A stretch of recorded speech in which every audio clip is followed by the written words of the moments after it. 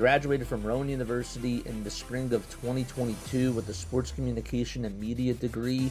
I got to actually call minor league baseball and G League basketball games while I was in school. And then I graduated, and as soon as I graduated, I went to NFL Films in Mount Laurel, New Jersey. And as much as I loved that experience, I miss putting on the headsets. I decided, you know what, talk is cheap.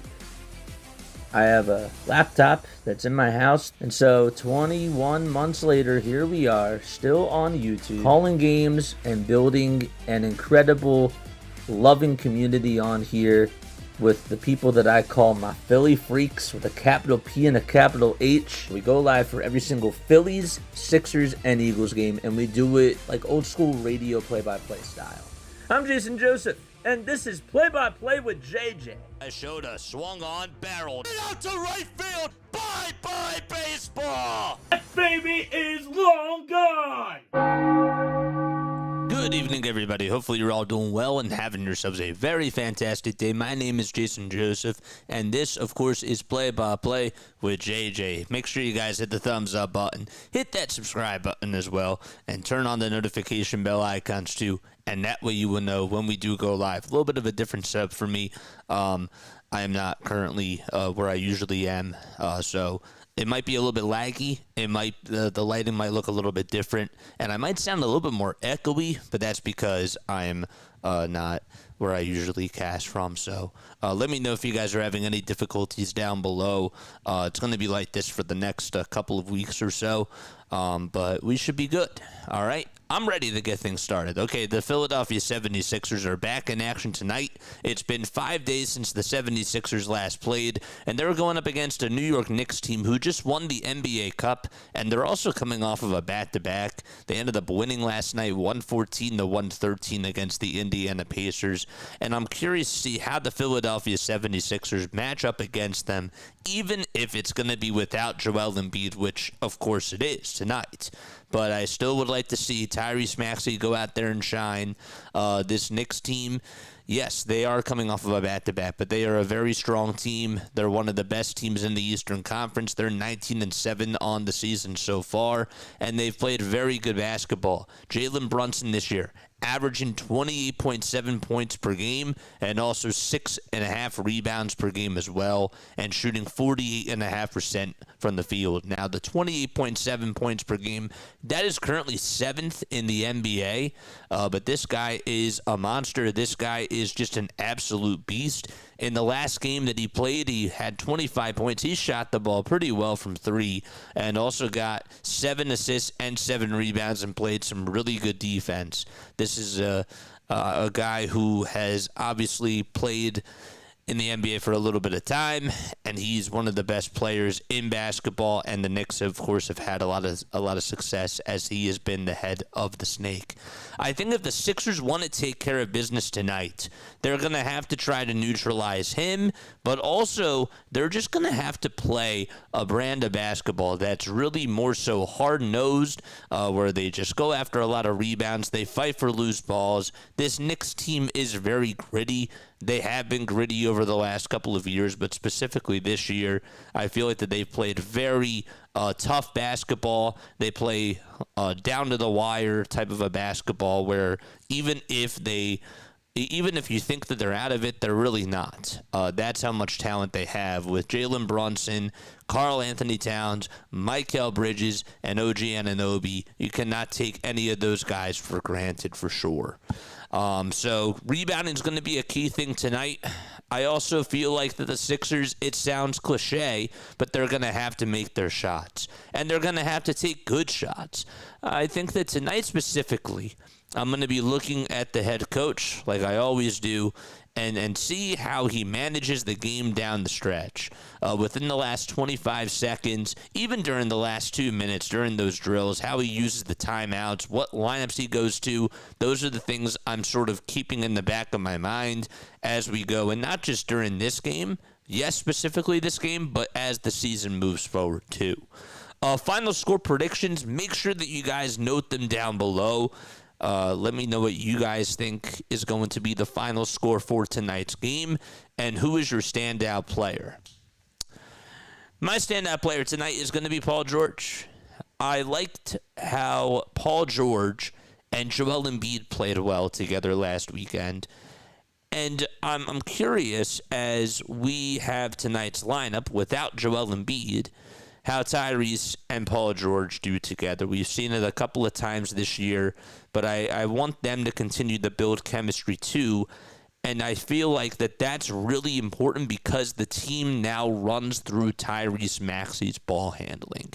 It's great to see Joel Embiid and Paul George play a little two-man game and for them to be able to operate. I'm not saying that that's not important, but Tyrese Maxey and Paul George, if the Sixers are going to be contenders, that I feel like that duo right there needs to, they have really got to build on that chemistry. Now, all three of them have to be healthy and they have to play all together, and I agree with that, but the chemistry between Paul George and Tyrese Maxey, like, that's your number one and your number two guy.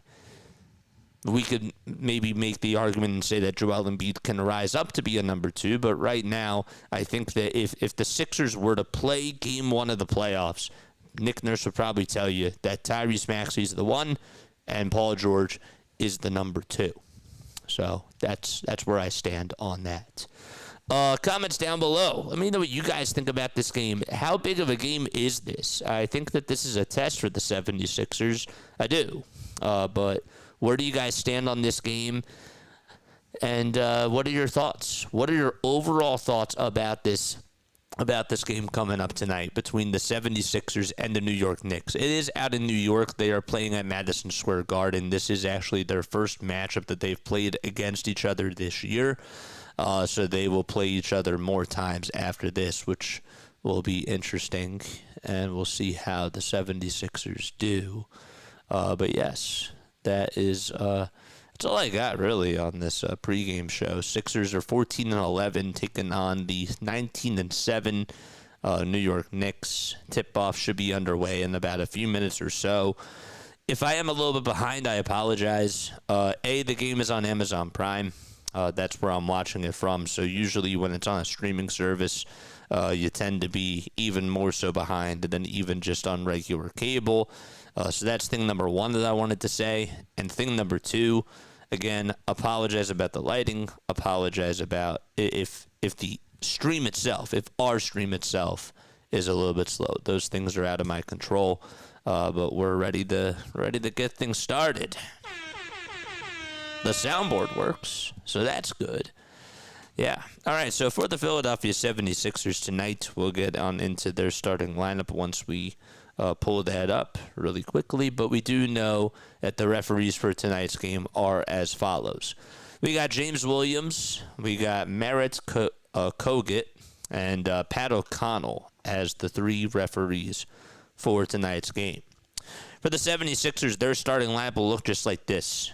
It'll be Tyrese Maxey, VJ Edgecombe, Paul George, Dominic Barlow, and Andre Drummond as the starting five. No Joel Embiid, no Trendon Watford, no Kelly Oubre Jr., and no Hunter Salas. Now, for the New York Knicks, they are missing two players. Former 76er Landry Shamet is out for tonight's game. He's actually out with a shoulder injury. That's what they're calling it. And Miles McBride, Deuce McBride, who has been coming off their bench, he is out with an ankle injury. They don't expect him to return for another 6 days or so. So just wanted to also lay that out there too. So again, for the 76ers, they have Tyrese Maxey, VJ Edgecombe, Paul George, Dominic Barlow, and of course, Andre Drummond. All right. And for the New York Knicks, the Knicks tonight, their lineup will be as follows. 1 second. Once I get it up, I thought I had it. up. I see the Sixers starting lineup. Where is it? I thought I had it up over on Twitter. Nope. Okay, here it is. So it's Brunson, it's Bridges, Anunoby, Hart, and Towns in the starting lineup tonight for the New York Knicks. So Jalen Brunson at the 1, Mikal Bridges at the 2, OG Anunoby at the 3, Josh Hart at the 2, Mikal Bridges at the 3, OG Anunoby at the 4, and Karl-Anthony Towns at the 5. All right, let's get on into our live stream. Make sure you guys hit the like button, hit the thumbs up button as well. And again, comment what your final score predictions are down below. If you guys do want to become members, it is $2.99 a month. What do you get with memberships? You get access to awesome emojis. And actually, the more members we get, the more emotes we get, which is actually really cool. So as the game is going on, right, we have a Joel Embiid emoji, we have a Tyrese Maxey emoji, and we have some really cool Sixers stuff that you guys can spam in the chat. Maybe like when Tyrese Maxey hits a 3, I'll say, drop the Maxey emotes. And then we'll get all fired up. A little bit more fired up than this. Yes. Alrighty. Let's go. Did you see the Philadelphia Phillies traded Matt Strom? Yes, I did. I did. I will talk more about that at another time, but I did see. All right, so Brunson, Hart, Bridges, Anunoby, and Towns are the starting 5 for the New York Knicks. And for the Sixers, again, it's Maxey, Edgecombe, George, Barlow, and Drummond. There's Mike Brown in his first season, of course, as the Knicks head coach. He was the head coach for the Sacramento Kings right before he came on over to the New York Knicks. Interesting season for him so far, taking over for Tom Thibodeau, who was the previous head coach for the Knicks, and spent a little bit of time with the Knicks. Knicks are actually 13-1 at MSG, and they are rocking the black and orange uniforms. Meanwhile, we'll get to the Philadelphia 76ers unis in just a little bit. On the other side, coaching for the Philadelphia 76ers, it's Nick Nurse, who is currently in his 3rd season as the Sixers head coach. Previously coached for the Toronto Raptors and won a championship with them. Sixers are in their white and blue uniforms. They have white stars going down each side and Phila in text painted on the front side of the jerseys. The jerseys themselves are outlined in red. And so, we're ready to get started. We're ready to get underway. Let's play some basketball. Yes, sir. What's up, JC Fit? How are you? Jersey Tugging Sports. What's going on? Let's go. I'm not going to read that part. Let's go.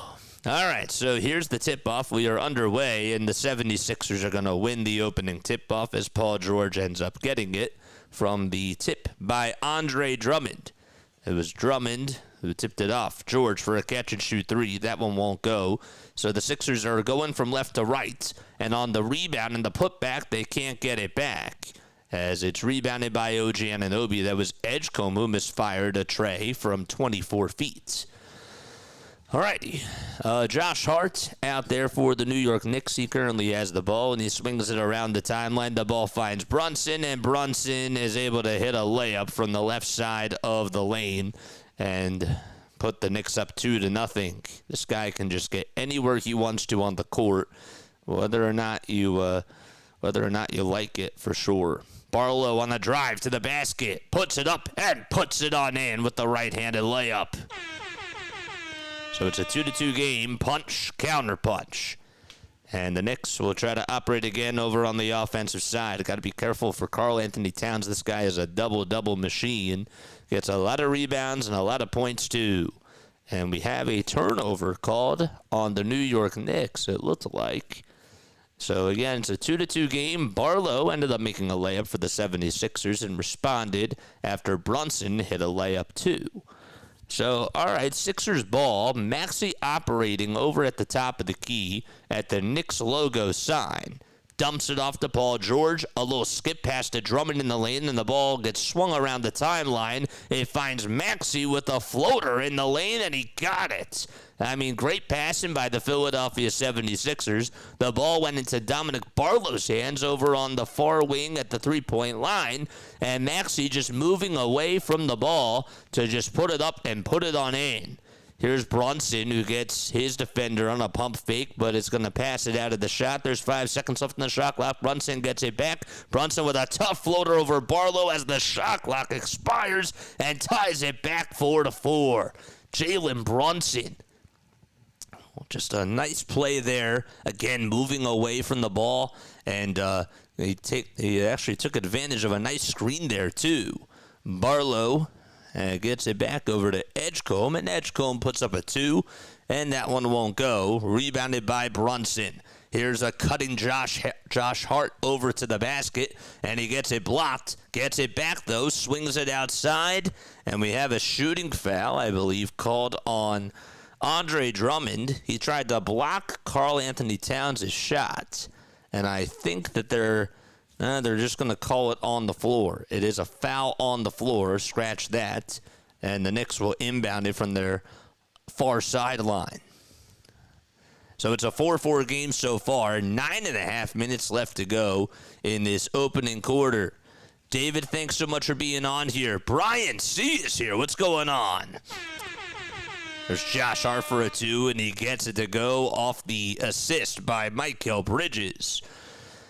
And actually, it was reversed. Bridges hit the 2, and Josh Hart got the assist. Here's Edgecombe responding on the other side with a 3, and that one is good from the far wing. VJ Edgecombe providing the response, and the Sixers ride the seesaw with the New York Knicks. It's 7-6, and we played just 3 minutes in this first quarter so far. Anthony Towns operating on the left wing, swings it around the timeline. Hart with a step back 2 in the lane at the second hash mark. He got it.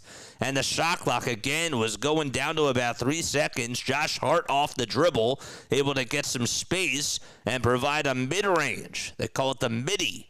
George with a step-back fadeaway, too. He thought he was fouled. He wasn't going to get the foul call, and Karl-Anthony Towns comes up with his miss. Here come the Knicks on the other side. George draws contact, and we have an offensive foul on Josh Hart. So Paul George, give him credit for at least sticking with the play and just utilizing his body to sacrifice himself and provide something good for the team, and the Sixers are going to get the ball back. So after he was crying wolf to the referees, he still got back on the defensive side and was able to take Josh Hart's elbow to the stomach and provide the Sixers with a possession. George at the top of the key again, being guarded heavily by Michael Bridges, works around the screen, launches a wide-open 3, and not that time. Karl-Anthony Towns with his miss again. Knicks going from right to left in their dark blue and orange uniforms. Bridges looking to pass it over to the far corner for a wide-open 3 by Anunoby, and the Sixers are able to dodge a bullet, but Anthony Towns gets the offensive board after boxing out Andre Drummond and hits the little layup with the left hand. Man, they just could not box him out. Maxey for the tie at the top of the key. Got it! Tyrese Maxey says I'm here and finally gets on the scoring board to tie it up at 10 apiece. Nice play by Maxey again. Another wide open 3 by Bridges. He can't respond. Andre Drummond gets the rebound. Nobody could box him out. And the Sixers penetrate on offense. Edgecombe on a drive to the basket. A kick out to Drummond in the far corner for a 3. Splash! Back-to-back 3s for the Philadelphia 76ers. Maxey at the top of the key and Andre Drummond on the far corner. Here's Jalen Brunson again being guarded heavily by Tyrese Maxey, and he almost made that too. The ball gets pinballed off the miss, and Brunson still gets up with it at the foul line. And another missed 3 by Josh Hart, and Paul George says, I've had enough, and he'll give the Sixers the ball back. So the Sixers playing some solid defense. Maxey another 3. Got it! 3 threes in a row for the 76ers, and that's a 9-0 run over the last 63 seconds. Bridges on the drive to the basket, scoops and scores, and the Knicks get back and are able to make it now a 4-point game. Michael Bridges, you got to guard him. This guy can obviously hit layups, and he can hit some shots too if you leave him wide open. Maxey operating on the offensive side, able to find Drummond. Drummond actually missed the shot, and we have a foul called on the New York Knicks, and also a timeout by the Philadelphia 76ers, who lead at 18-12, capitalizing on a 9-2 run over the last minute and a half. And we'll see what the 76ers have in store after the break. Let's go. Knicks will win, unfortunately, by 10 points, says Mark. I'm going to go Sixers in this game. I really, and I'm not just saying that because the 76ers are on a run, guys. I think that the New York Knicks are coming off of a back-to-back. and the 76ers are fresh. So I feel like that gives the 76ers an advantage. And that's one of the reasons why I think that they are going to win this game. I also just have a feeling that Tyrese Maxey is just going to go off today and put up 40 points. It's just a gut feeling that I have. I don't know. But I trust my gut. Even when my gut is wrong, I go with it. I go with how I'm feeling. If the Spurs don't beat the Hawks, the NBA is rigged, says Jersey Tuggin Sports Names. That's funny. Shout out to you guys for being on here. Again, guys, make sure you hit the thumbs up button, hit the subscribe button as well, and turn on the notification bell icons too. And that way you will know when I do go live. Again, I am a little bit delayed tonight. Probably will be for the next couple of weeks or so with our cast that we're doing here. So just bear with me. But yes, that is what is going on. Sixers are up 18-12 against the New York Knicks, and they've done a pretty good job out of the gates. I will say that Tyrese Maxey has started to heat up, and you had some nice wide open shots. I feel like that the New York Knicks just couldn't close out on Tyrese Maxey, but I give him credit for being able to create some space. Some nice playmaking too from Paul George. Good ball movement by the Philadelphia 76ers. They're winning out in transition. There were a couple of possessions that I feel like that the 76ers would have liked to have back. Andre Drummond not being able to finish out a box out on Karl-Anthony Towns. He thought that he had the rebound, and Anthony Towns just sort of snuck his hand in there, got it past Andre Drummond, and hit a little layup on the left side of the baseline. Those little things are going to happen in the game, whether you like it or not. But those types of things need to still be brushed up on, and you gotta play. You gotta execute. That's really what it comes down to. BW is here. Hey guys, I know somebody who also does really, really good commentary, but he does it for the Baltimore Orioles and he does it for baseball, and that is my friend BW. He is awesome. Shout out to him. Folks, make sure you go subscribe to his channel. BW, make sure that you also drop your link down below. If not, the mods, if there are any on here right now, they should do that for you.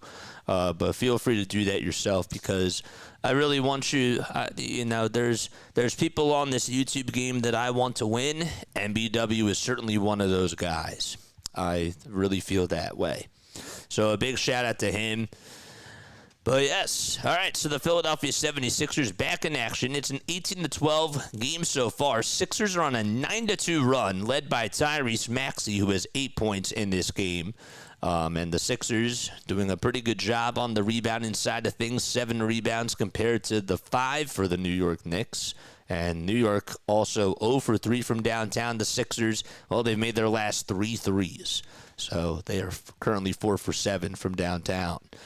What is up, Scott? He says, how you doing tonight, my friend? It's great to see you. If you don't mind me asking, are you doing the 76ers again tomorrow night against the Mavericks? That's a great question. All right, so here's the foul shot, and that one is up and good for the 76ers. It's a 19-12 game.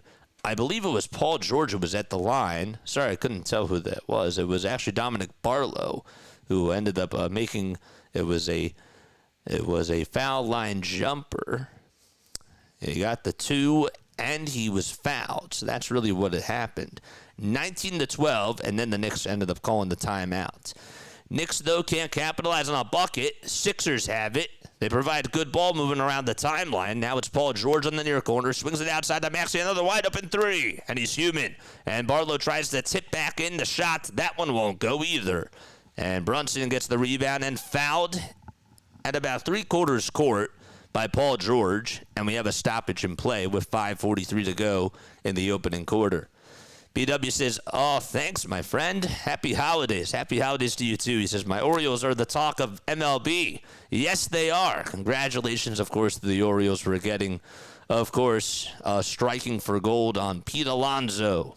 That was a great move by them. Bridges with a pass outside to a wide-open Josh Hart. And Josh Hart, I mean, this guy is not a good three-point shooter, but he tends to destroy the Philadelphia 76ers every time he faces them and ends up making wide-open shots. George on an alley-oop pass trying to go to the basket. It gets deflected off of his hands, and now VJ Edgecombe has it over on the far wing. He crosses over, drives it down the lane, puts up a two, got it to go.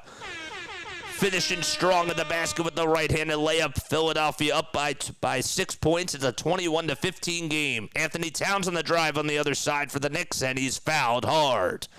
Rolling over to the basket, trying to get past the trees, and it's with 5:02 left to go that he will go to the foul line here in the first quarter.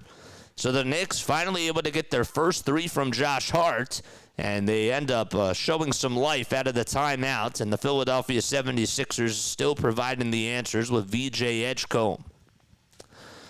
5 minutes and 2 seconds left here in this opening quarter. Anthony Towns at the line. First free throw from the former Timberwolf is up and in.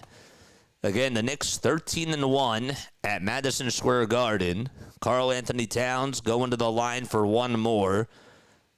He has 4 rebounds in this game so far and currently 3 points. The 30-year-old out of Kentucky, the first overall pick of the 2015 draft, and is also second in the NBA in rebounding. The second free throw by Cat is up, and it goes out as well. Drummond lost the rebound, and it'll be Sixers ball. Don't quote me on that just yet. 5 minutes left to go, though, in the first quarter. It will be Sixers ball. There was a foul on Josh Hart.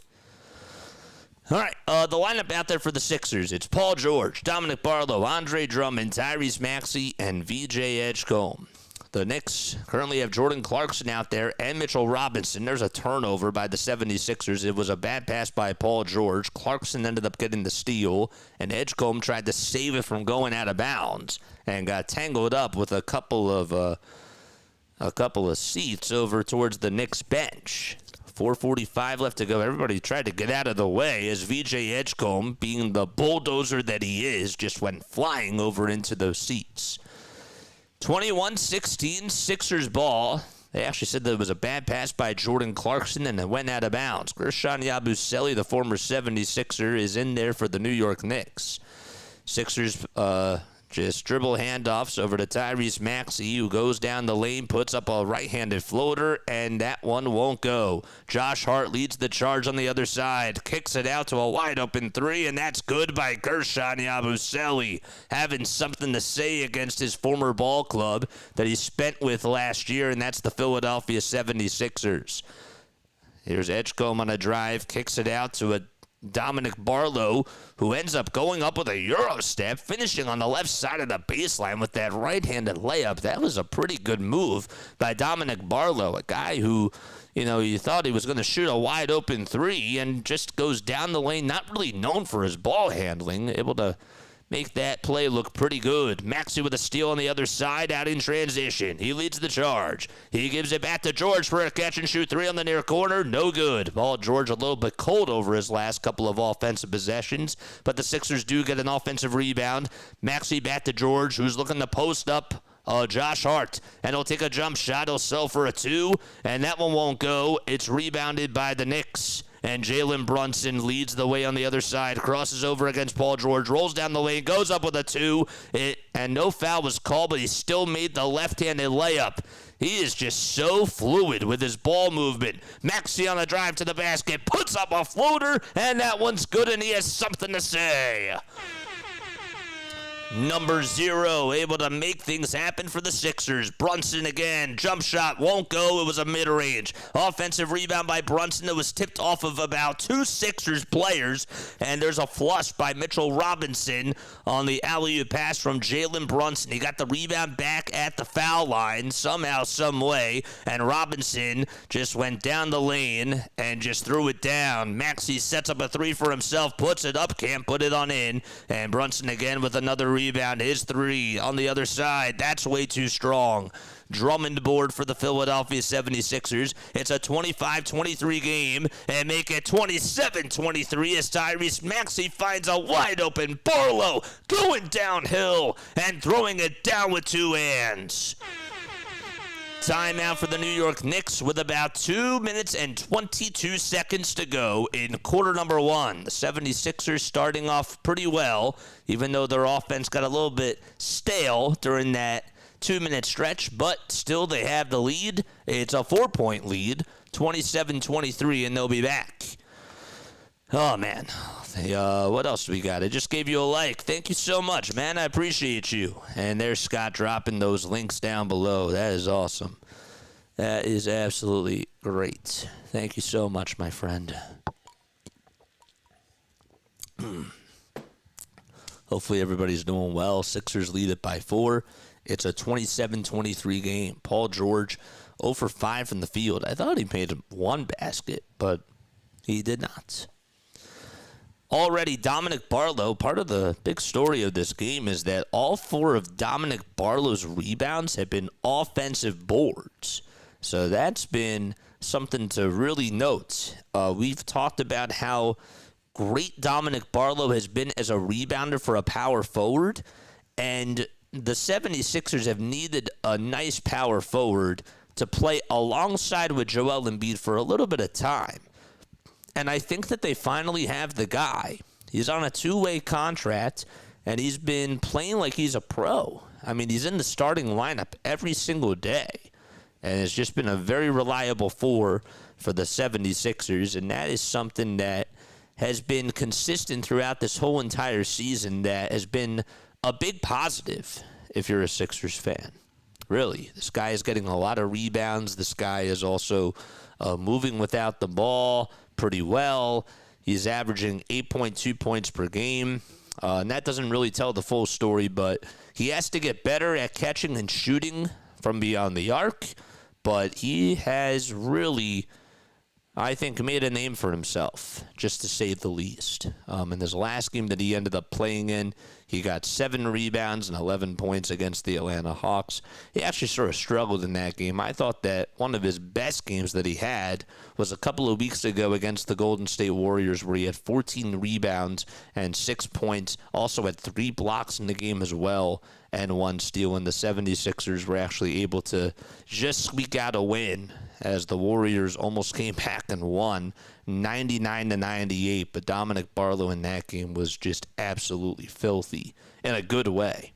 So, how is everybody else doing, though? Let me know what you guys think about this, about the stream down below, and just about the game period.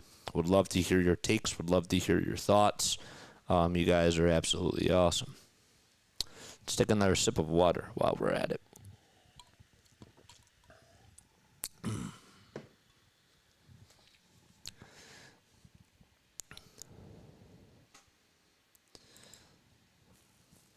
The only loss that the New York Knicks had at home this year, it was against the Orlando Magic, where they lost 124-107. And I bring that up because that's their only loss at home. And that was a while ago. That was the 12th game of the season. So they've been playing very strong basketball. 2 minutes and 18 seconds to go here in the first quarter. Sixers have the advantage. It's a 4-point lead for Philadelphia.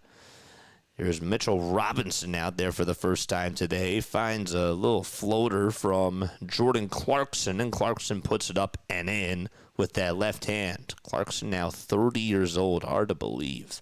27 points for the Sixers and 25 for the Knicks. Edgecombe tries to slice and dice to the basket. Gets the ball blocked by Robinson. Still a very good shot blocker to this day.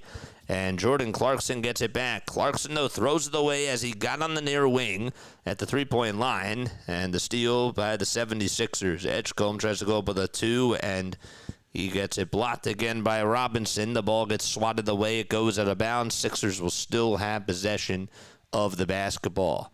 So both teams playing really good defense. The offense, though, just has not been so strong. Robinson had 2 blocks in a row. And with 1:35 left in the first quarter, Sixers trying to add on to their lead. They have Jared McCain operating at the point, and Quentin Grimes out there too, former Knicks player.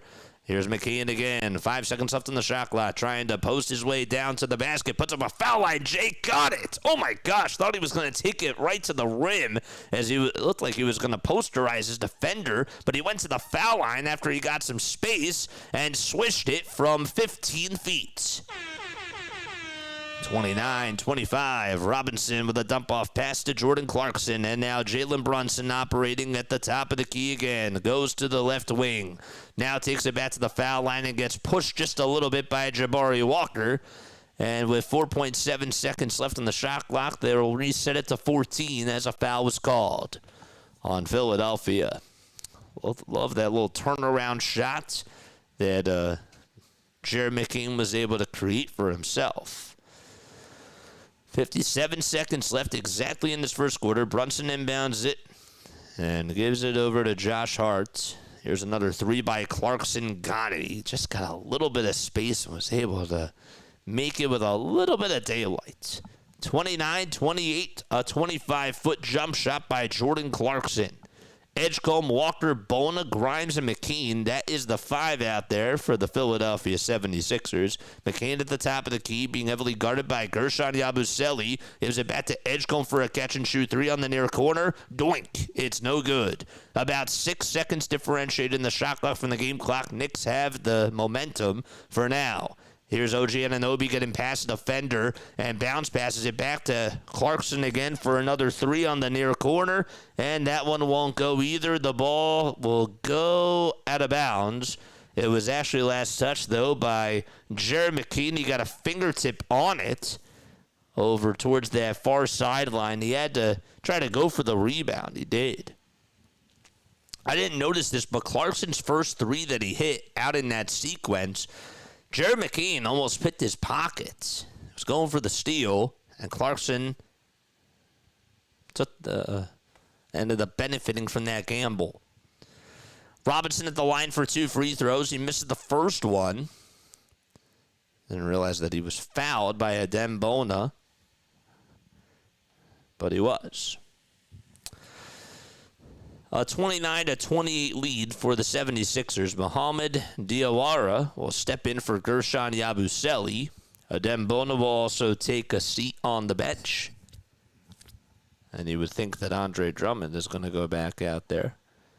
15.8 seconds left. It'll be actually Tyrese Maxey who goes back out there for the Sixers instead. They'll go to a small guard lineup. Foul shot number 2.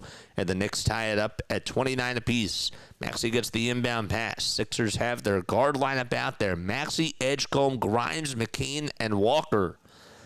Boy, 6 seconds left on the game clock. Shot clock's unplugged. Maxey back to Grimes. Wide open 3.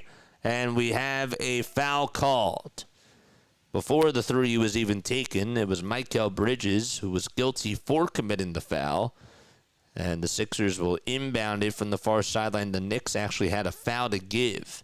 That was a wise decision by Mikal.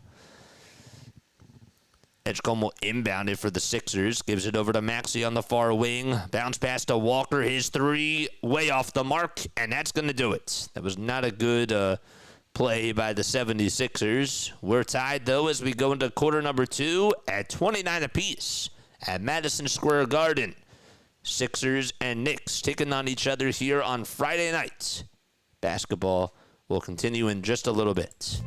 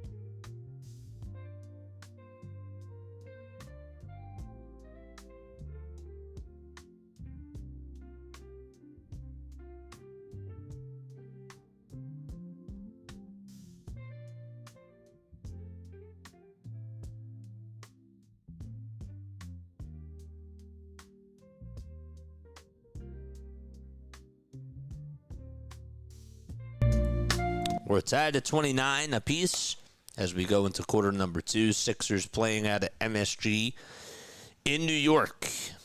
The Knicks this year 19-7. The Sixers 14-11, playing in Game 26 of the 2025-26 NBA season. Hello to everybody who is just tuning on in for the very first time. My name is Jason Joseph, and this is Play by Play with JJ. We're tied at 29 as we enter into the second frame of this game on Friday Night Basketball here on Play by Play with JJ. Who else is on here? Give a shout out to Mark. Give a shout out to the mom is here. What's up, Mom?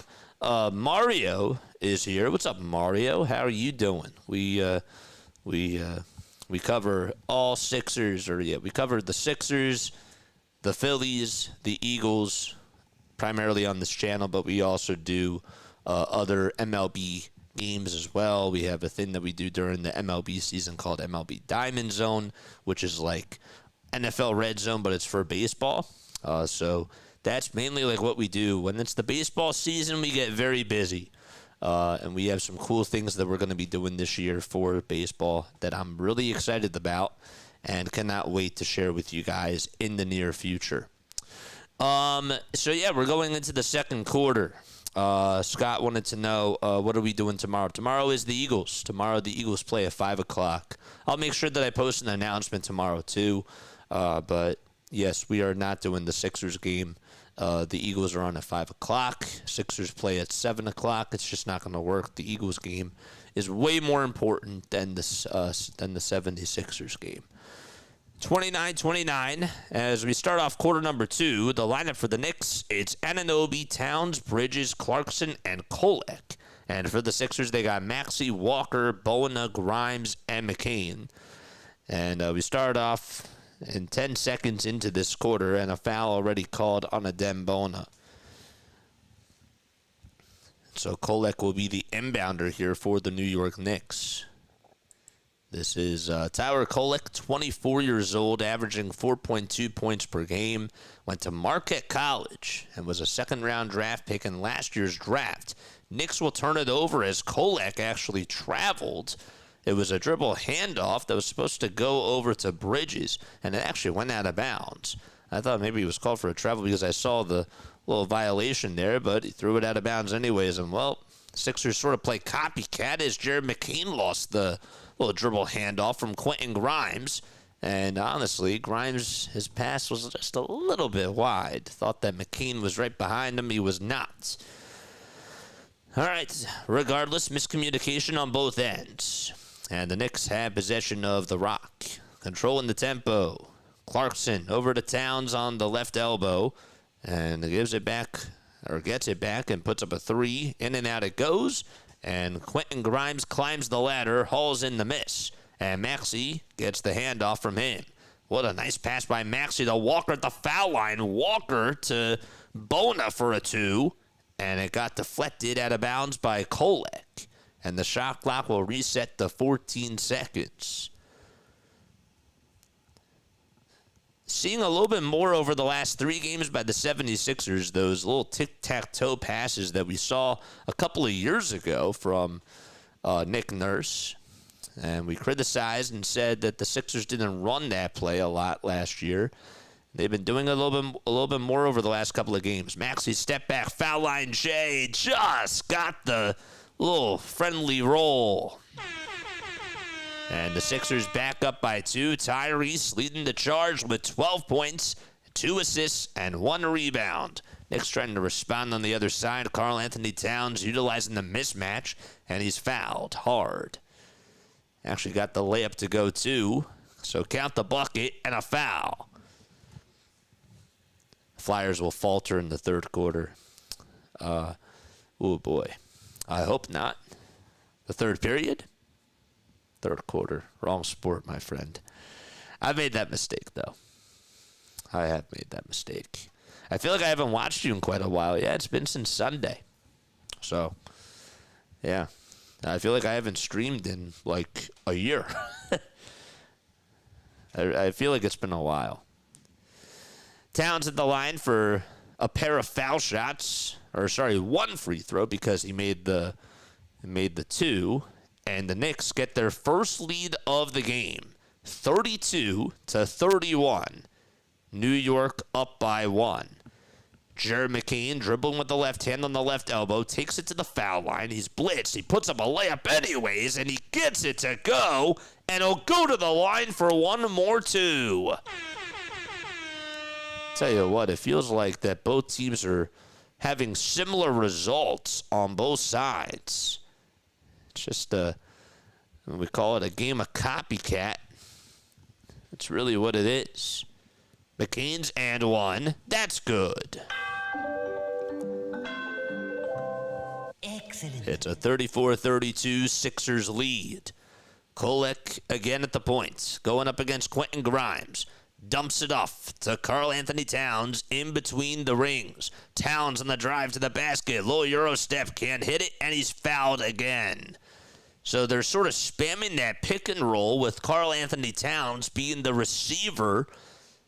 And Dominic Barlow not happy with the call as he slaps Karl-Anthony Towns on the hand. And the Knicks slowing the game down. Towns at the line for 2. And his first free throw goes in. Hit the back iron and just swiveled around the rim and went down the drain. Oh my goodness, already the end of the first quarter. That is absolutely crazy. How did 12 minutes go by like that? Time flies when you're having fun, my friend. It's what you notice. It's like during the baseball season. It's game 1, then all of a sudden you blink, and we're in the playoffs. Foul shot number 2 by Towns. We're tied again at 34. Karl-Anthony Towns, 7 points tonight and 4 rebounds. He is 2 for 4 from the field today. Maxey from the logo for 3, but there's a foul called right before he put up that shot by OG Anunoby. And that was away from the play, too. We've played exactly 2 minutes here in the second quarter. Towns leads the way for the Knicks with 8 points, and Tyrese Maxey has a game-high 12. Mitchell Robinson will enter back in for Jordan Clarkson, and the Knicks are going to go big. Sixers, they're playing small. They got Barlow at the 5 and Walker at the 4. The Knicks have Karl-Anthony Towns at the 5, or at the 4, I should say, and Mitchell Robinson at the 5. Robinson is 7 feet tall. Karl-Anthony Towns listed at 6 feet 11 inches tall. Grimes with a catch-and-shoot 3 for the Sixers. He airballed it, and Mitchell Robinson comes up with his miss. He had space on the right wing for a 3. Anunoby, that is, lost the ball, but a foul is called on Philadelphia. It's on Quentin Grimes. Surprised that the 76ers aren't matching up on size. There seems to be a lot of mismatches here. OG Anunoby, 6 feet 7 inches tall. There we go. Andre Drummond is now back in there for the 76ers. Comes in for Dominic Barlow. Towns being guarded by Walker. Gets a little bit of space. Finger roll finish. Good. It's been the Karl-Anthony Towns show here in quarter number 2. He's been in takeover mode. He looks like he's on a mission, and he's out for blood. McCain with a catch-and-shoot 3 on the near wing, and not that time. It goes off the hands of Karl-Anthony Towns. Jabari Walker had it first off of his right hand, and Towns slapped it out of bounds. Not intentionally, of course. Sixers inbounded over to McCain on the far corner. Give it back over to Grimes. Grimes at the top of the key. Gives it over to Tyrese Maxey. Maxey to McCain on the near wing. And puts up a 2. Gets it denied by Anunoby. And, well, not a good play by the 76ers. Anunoby, Eurostep down the lane, a kick out to Robinson, gets it denied by Drummond, but a foul called on Andre for getting him just on that left pointer finger. And another couple of free throws should be coming on up. The Knicks in this quarter have blocked 3 Sixers shots. And it's been a little bit of a different defensive schematic. in the second quarter. Robinson at the line for 2, makes the first one, and he'll be at the line for one more. This is the Knicks' biggest lead of the game. It's 3. Mitchell Robinson is leading the NBA in rebounds per minute this year. Second, Andre Drummond. Foul shot number 2, and that one is good as well. So Mitchell Robinson, who, again, not particularly the best foul shooter, able to make both free throws, and the Knicks will certainly take that. George at the elbow, being guarded by Anunoby. Pump fakes, takes a couple of steps, wants to hit a turnaround J on the near baseline, 10 feet, no good. And good defense by OG Anunoby. George wanted to sell for that shot. That was not a wise decision. Kolek, pump fake, three-pointer, no. And the ball gets volleyballed into the backcourt. OG Anunoby has to pick it up, and he throws it with a bounce pass to Mikal Bridges at the top of the key. He'll swing it back to Anunoby. Euro step down the lane, left-handed finish, underhanded scoop. No, the follow-through on the dunk by Robinson. Got it to go. And the Knicks on an 11-5 run within the first 4 minutes of this second quarter. Sixers have got to penetrate some offense. George with a bounce pass in the lane to Andre Drummond, who spins, turns, gets the ball stolen away and tugged by Robinson. Anunoby, another 3 on the near wing. Got it blocked by the Sixers. And now Tyrese Maxey leads the charge on the other side, throws it down with 2 hands, and ends up making the layup. It's a 40-36 ball game. Good job by the 76ers to get a steal. All right. 7:25 to go. Another steal this time. It's by Grimes. Grimes wants to try to make the layup. He can't do so. However, he was fouled. He did get fouled from behind by Kolek after Grimes ended up picking his pocket on that near wing. Kolek fouled him from behind. The Knicks are going to call a timeout. I don't know if they're going to challenge this or not. It didn't really look like that there was a lot of contact there. But we'll see if this is just a timeout or a challenge once we return.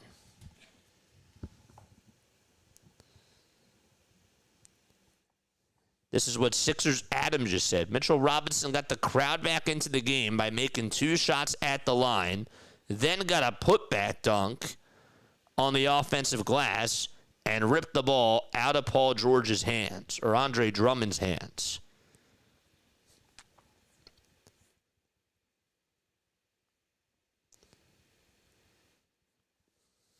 Paul Hudrick. Well, I was going to say that the Sixers' current lineup is just way too small against this Knicks double big look, but a couple creative turnovers help.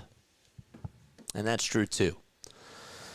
All right, guys, we need 24 more subscribers to help us get to 8,200. LP Sigma's here. He says, hello, all. Let's go, Sixers. Let's go, Sixers, he says. Shout out to you for being on here. Thank you so much for subscribing. All of you who have subscribed to the channel, you guys are absolutely awesome.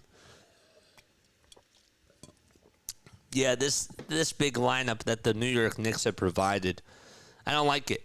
I really don't. I don't like how the 76ers have responded with their lineup changes.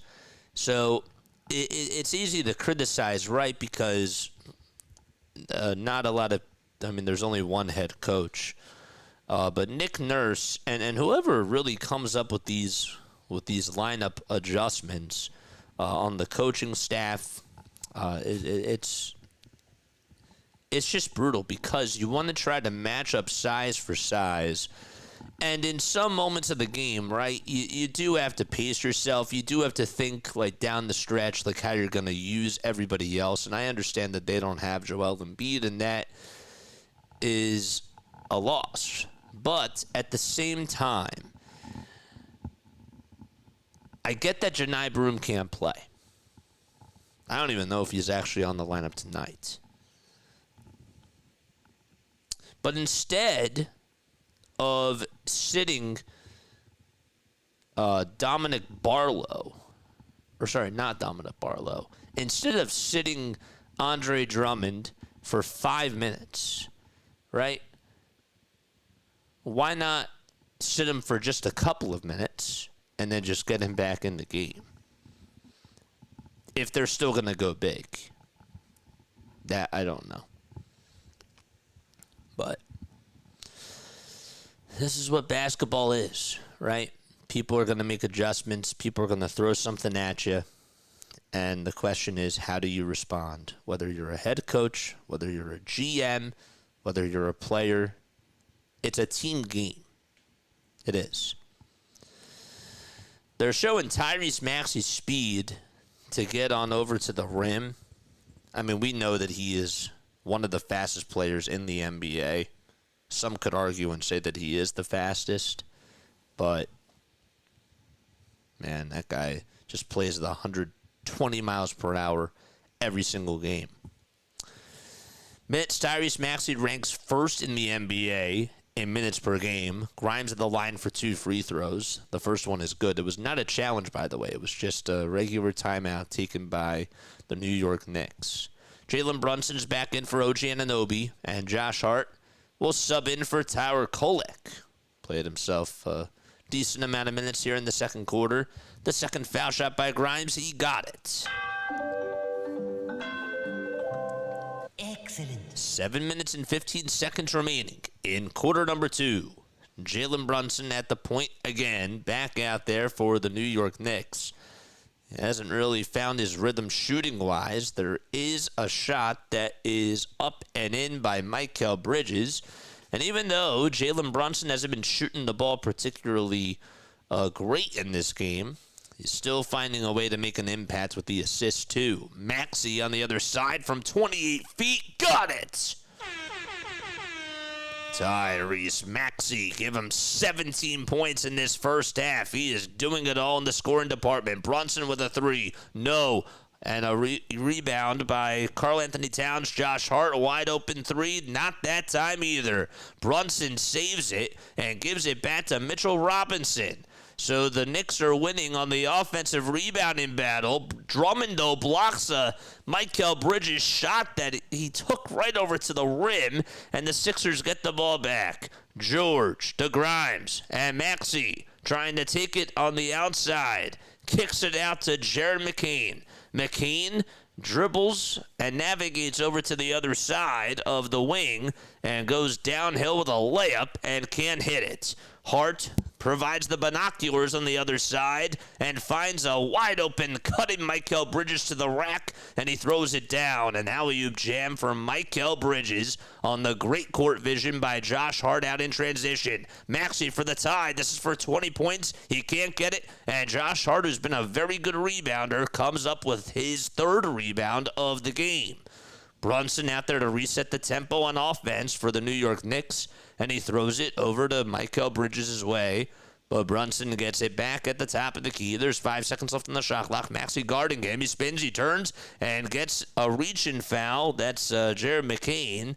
Just tried to pick his pocket, come away with a steal, and a foul on the 76ers. I thought that he got all ball there, but the ref says otherwise.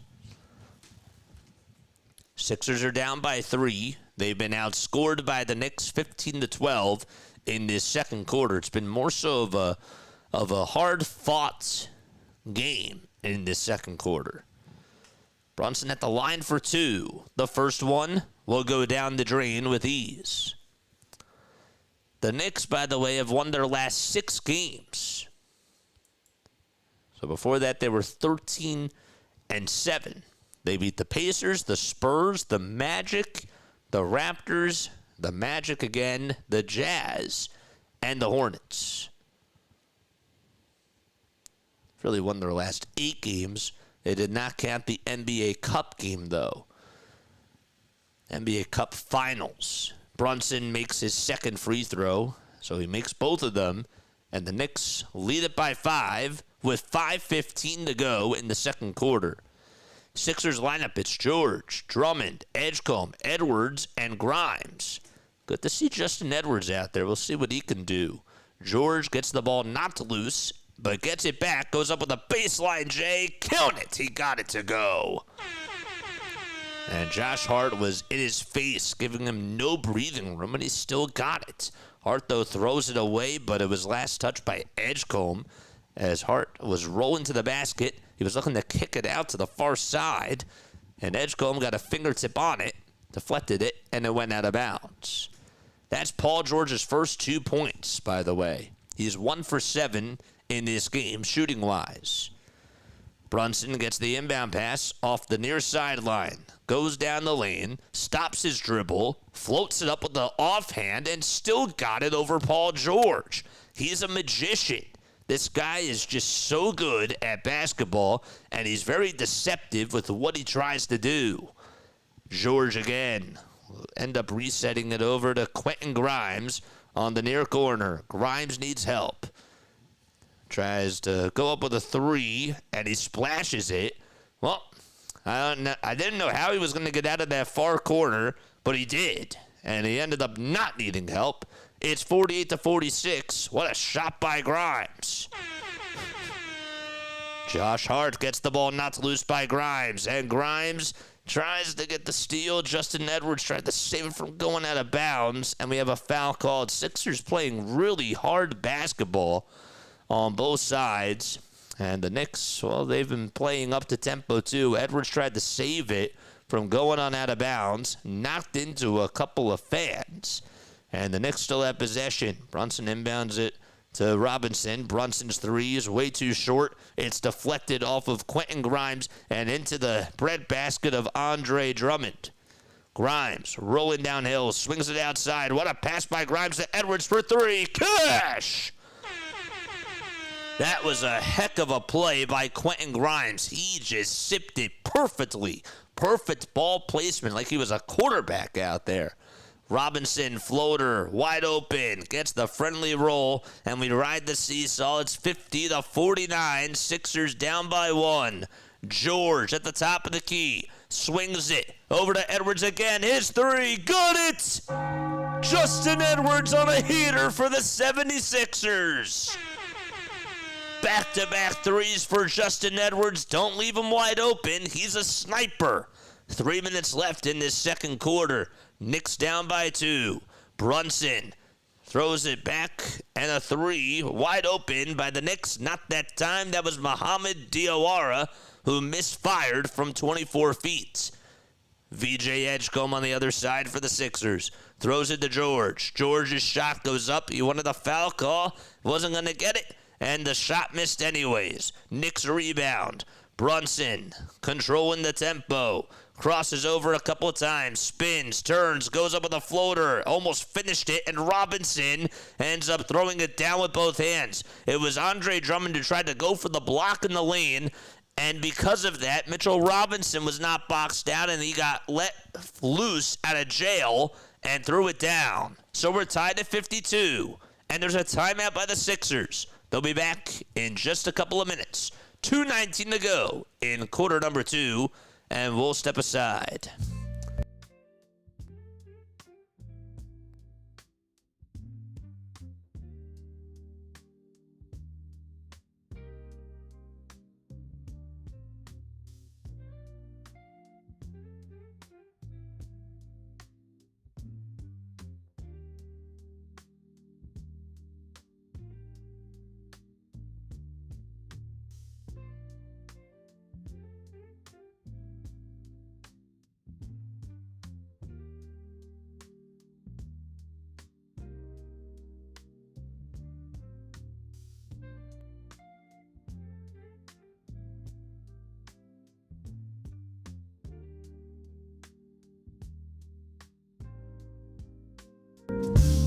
Tell you what, the first quarter went by really fast, and this second quarter has been really slow.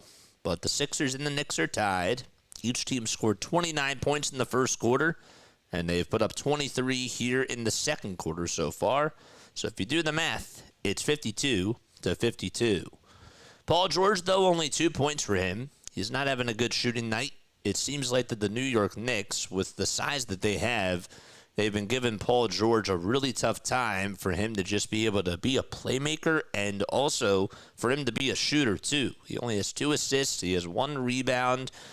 He's not really getting off a lot of passes, and it just seems like that the Knicks have done a very good job putting taller guys on him, like Mikal Bridges, OG Anunoby. You saw Karl-Anthony Towns even guard him a couple of times.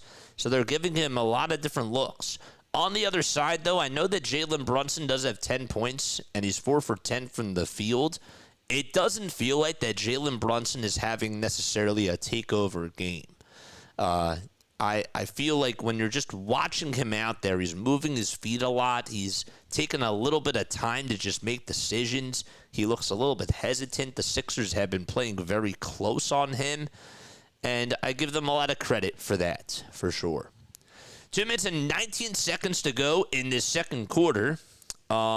Again, my name is Jason Joseph. This is Play-by-Play with JJ. Tyrese Maxey, though, obviously being a positive for the 76ers, just continuing to shine for Philadelphia. 17 points, 3 for 6 from downtown.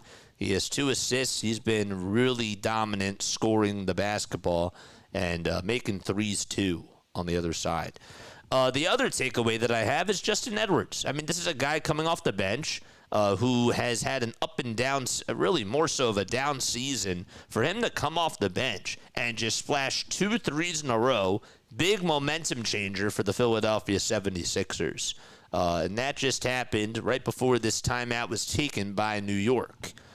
So we're tied at 52 apiece. Sixers lineup, well, it's Paul George, Andre Drummond, VJ Edgecombe, Justin Edwards, and Quentin Grimes right before the timeout. Tyrese Maxey is back out there, though, for the Philadelphia 76ers. He'll sub in for Grimes himself. Larry's here. What's up, Larry? How are you? All right, Paul George gets the inbound pass, and Tyrese Maxey gets it back for the Sixers. Maxey at the logo, dribbles down the lane, kicks it out to Edwards. His third 3. Not that time. And, well, couldn't knock it down. Had space. Mikal Bridges got the board, and the Knicks are looking to take the lead here. Towns thought about taking the 3, rolls down past Andre Drummond, and is fouled by Paul George near the basket. Again, just able to be a good playmaker, be a very good scorer, too. It feels like that the New York Knicks have sort of found something with Karl-Anthony Towns on the pick and roll. And with just a second under the 2-minute marker, Karl-Anthony Towns will head back to the line for his 4th and 5th free throws. 10 points and 6 rebounds for the double-double machine. Second in the league in rebounding at the age of 30 years old. The first free throw is good, and the Knicks get the lead back. 53 points for New York and 52 for Philadelphia. That, by the way, was the second foul on Paul George. Just to keep your eye on that. Foul shot number 2, in and out it goes, and George gets the rebound. Knicks only lead it by 1. And Tyrese Maxey will dribble the basketball for Philadelphia. He got trapped over at the logo, gives it back to Edwards, his third 3. Can he make it? No. And rebounded by the Knicks again. After making his first 2, he missed his last 2. Towns for 3, and that one's short. Another offensive rebound by the Knicks. That was Bridges at the foul line. Nobody could guard him. Brunson with a tough baseline J. Count the bucket and a foul. That is just what he does. Even when he's not having the best shooting night, he can still make ridiculous shots. And Jalen Brunson got fouled by Edwards. And maybe now's the time to pull him, Nick. He has missed his last 2 threes, and he just got called for a foul. Jalen Brunson able to provide a pump fake and then just lean into the defender, knowing that he was going to get the foul call, and he did. The and one by Brunson, it gets the friendly roll. It was a little short, but it still trickled in anyways. 57-52, Knicks have the upper hand. 12 offensive rebounds for the Knicks and just 5 for the Sixers. Edgecombe back out there for Philadelphia as well. He'll drive it over to the basket. He tries to take charge and can't do so. The Sixers are on a little field goal drought over the last couple of minutes and just have not been able to get anything going on the offensive side. Brunson got tripped there for a second. They didn't call a foul or anything, and a fight for the ball on the ground, and then it'll be a jump ball. I couldn't tell who was there. I believe it was Paul George. There were a couple of bodies that were blocking it on the TV side of things. Brunson sort of slipped. He actually slipped there. I thought he got pushed by Edwards. He did not. And it was Paul George trying to fight for that ball. 57-52, we have a jump ball between Jalen Brunson and Paul George with exactly 63 seconds to go in this first half. George just a little bit taller than Brunson, and he swats it away, and it'll be Knicks ball with exactly 6 seconds to go. Just tipped it off just a little bit too far. So Brunson will be the inbounder from the baseline. There's still 6 seconds left on the shot clock. Bridges trying to bank it on in from the baseline. No good, and we have another foul called. That's going to be a loose ball foul on Karl-Anthony Towns, trying to box out Justin Edwards. Or Andre Drummond, that is. And the Sixers are going to walk the floor, it looks like. And we'll have some free throws. Shantae is here. What's up, Shantae? How are you? All right, so Drummond is at the line to shoot 2 free throws because the Sixers are in the bonus. The first one actually hit the back of the rim and still went in.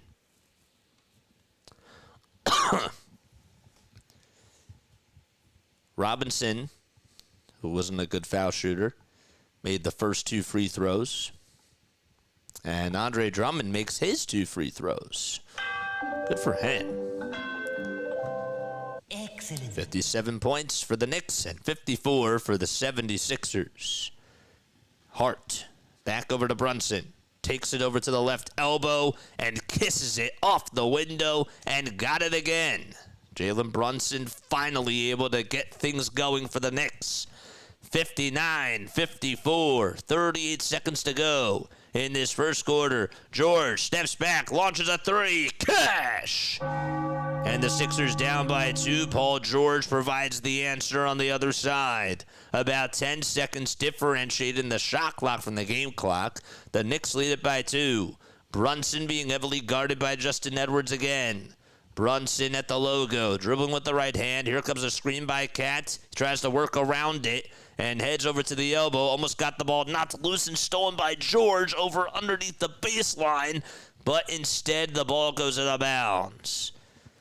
George just got his left foot on that baseline.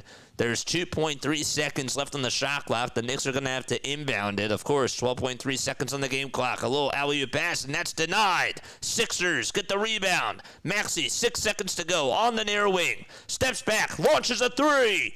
And that one is a little bit short. It's rebounded by Josh Hart. And so we go into halftime. The 76ers down by 2 against the New York Knicks. 59-57. Philadelphia still trails in this game. So Maxey got space. He got the look that he wanted. Not able to cash it on in. But still good things out of that first half. We'll talk a little bit more about it when we return. Don't go anywhere. We will be right back. Thumbs up, everybody, says Mark. I wanted to be here even when I'm at work. Shantae, you are absolutely awesome. All right, we will be right back. Don't go anywhere.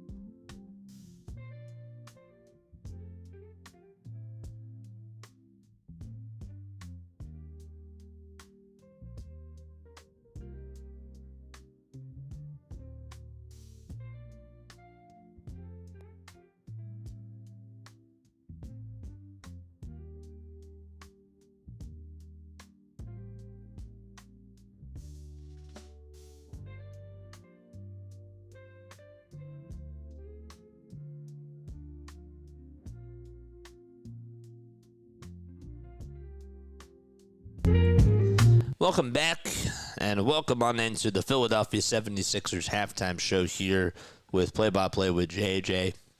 Here with JJ, on Play-by-Play with JJ. Make sure you guys hit the thumbs up button, hit the subscribe button as well, and turn on the notification bell icons again. This is a little bit of a different setup. We are not in our usual setup, and that's how it's going to be for the next couple of weeks. So the lighting might look a little bit different. I might look a little bit bigger. I might look a little bit closer. That is what's going on. And also, we might be a little bit behind on stream. Watching the game and also streaming on here. So just wanted to put that out there, and I apologize about that. That stuff is out of my control. Something else that's out of my control, the Philadelphia 76ers are losing. That was a pretty good transition. They're down 59-57 to the New York Knicks. And overall, I saw some good things, especially in that first quarter. Tyrese Maxey got things going. I liked the ball movement that the 76ers had, particularly in that first quarter. I thought that the Knicks were leaving guys wide open for three. They left Maxey open twice. They made him pay.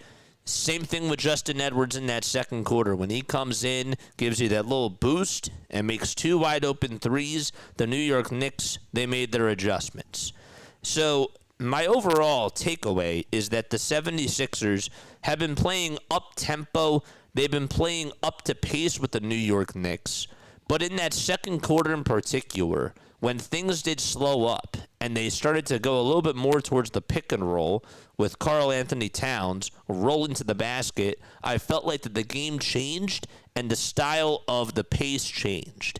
The Knicks went to a bigger lineup where they had Karl-Anthony Towns at the 4 and Mitchell Robinson at the 5. Now, they've been doing that throughout this entire season, but the Sixers couldn't match up on their size, or didn't match up on their size, and that was a problem.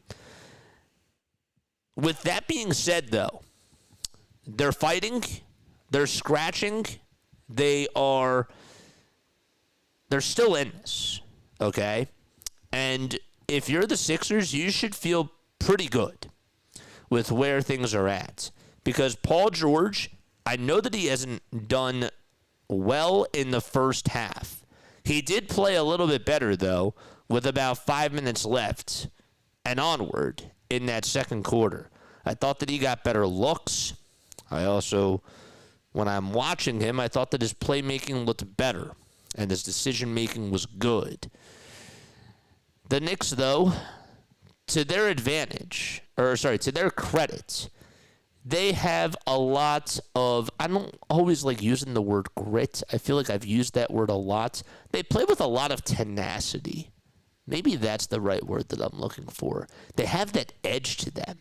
And even after a game last night where they fought really hard against the Indiana Pacers, they were never out of that game, and they ended up coming back to win it, 114-113. I just feel like that this is who the Knicks are. But getting a win here at Madison Square Garden would be huge. It's just that where things went wrong in the second quarter, in my opinion, besides the pick and roll and besides the size advantage, was that the 76ers couldn't crash the glass. There was one time where the Knicks had 3 offensive rebounds, and even though they didn't make the shot on that single possession, or on that drive, if you will, that was the difference. The difference really just came down to rebounding the basketball. And we bring up the size. It sort of goes hand in hand with that, right? The Sixers are getting out-rebounded 33-16. Why they're still in this is because they're making their threes. They've made 5 more threes compared to the New York Knicks. And that is why they're only down by 2 rather than down by 20. Maybe not 20, but 15, we'll say. So, yeah, they got to do a better job on the glass. Got to do a better job closing out. There was one rebound in particular that kind of annoyed me where Josh Hart got a board against Andre Drummond. He was fighting through a screen, and Drummond just sort of let him go and wasn't keeping his eye on him. Sorry, not through a screen, but he was trying to fight. He was trying to fight against a box out, and Andre Drummond moved his hands, and I couldn't really understand why he did that. And Josh Hart was able to provide an offensive rebound, kicked it out to a wide-open shooter, and they splashed a three. So those little things I thought were the main reasons why the 76ers are down. And again, they're only down by 2. But it could be a lot worse. They do have to do a better job rebounding the ball and taking better care of things on the glass. But it's not a coincidence that they're not playing with the size that they should, and that the Knicks are playing taller and they're more athletic. But that's just how the game goes. And that's how this game has went in particular. Tyrese Maxey playing really well. Maxey has had a very good game. 7 for 12 from the field. This guy's still making tough floaters. I said coming into this game that this is another test for Tyrese Maxey. I don't care if he's missed 2 weeks. And I can't believe I'm saying that. But yes, he has missed 2 weeks. The last game that he played was not this past Sunday. It was the Sunday before that. So it's been like 12 days since Tyrese Maxey has played basketball. And again, he's only missed 2 games because the Sixers have been on like 10 days of a break, which is crazy. But still, yes. Without Joel Embiid, you kind of also figured that the 76ers were going to struggle with their size too in regards to that, because he's a big piece to what they're trying to accomplish, and they feel like that he can still yes, they just they've been lacking a little bit of size without Joel Embiid too. What else has stood out to me? The turnovers have been good. I think that the 76ers have done a very good job out in transition, and they are taking care of the ball. The issue, though, is that when you're getting eaten on the glass, you can make great plays. You can make great passes. But now, because you're getting out-rebounded by an absurd amount, you have to be perfect. You do. At the rate that they're going, they're going to have to be perfect the rest of the way shooting-wise. Because if the Knicks get rebounds with the clip that they're going at, you're not going to beat them. You're just not. Defense. The defense in this game. That part goes to that part goes along with size, but in that second quarter in particular, there was a couple of drives where Jalen Brunson was being guarded by Justin Edwards. And Edwards has had his success against Brunson. I've seen it defensively. But Jalen has been exposing Justin Edwards. Edwards actually reached into his pocket, and Jalen Brunson got him to buy on a pump fake. Fouled him with the right hand, and he still made the shots, and he went to the line for one more. You're without Kelly Oubre, who also has had a lot of success guarding Jalen Brunson, too. We've seen it during the playoffs a couple of years ago. We saw it during the regular season last year, so I understand. But I want to see Paul George guard him a little bit more. Now, what that also means is that OG Anunoby is going to have to get guarded by Dominic Barlow. And you're going to have other guys play defense, too, on Karl-Anthony Towns like Andre Drummond, and that matchup really hasn't been going so well. Karl has had his way because Andre Drummond is a very good rim protector. He's not a good ISO one-on-one defender. And if Karl is wide open at the top of the key, Andre Drummond can only do so much, because now you take him out of the lane, you take him away from the dunker spot, and magic can happen for the Knicks. So there's a lot of punch, counter punch schematics that go into this. And if you're the Sixers in the third quarter, you just cannot let up.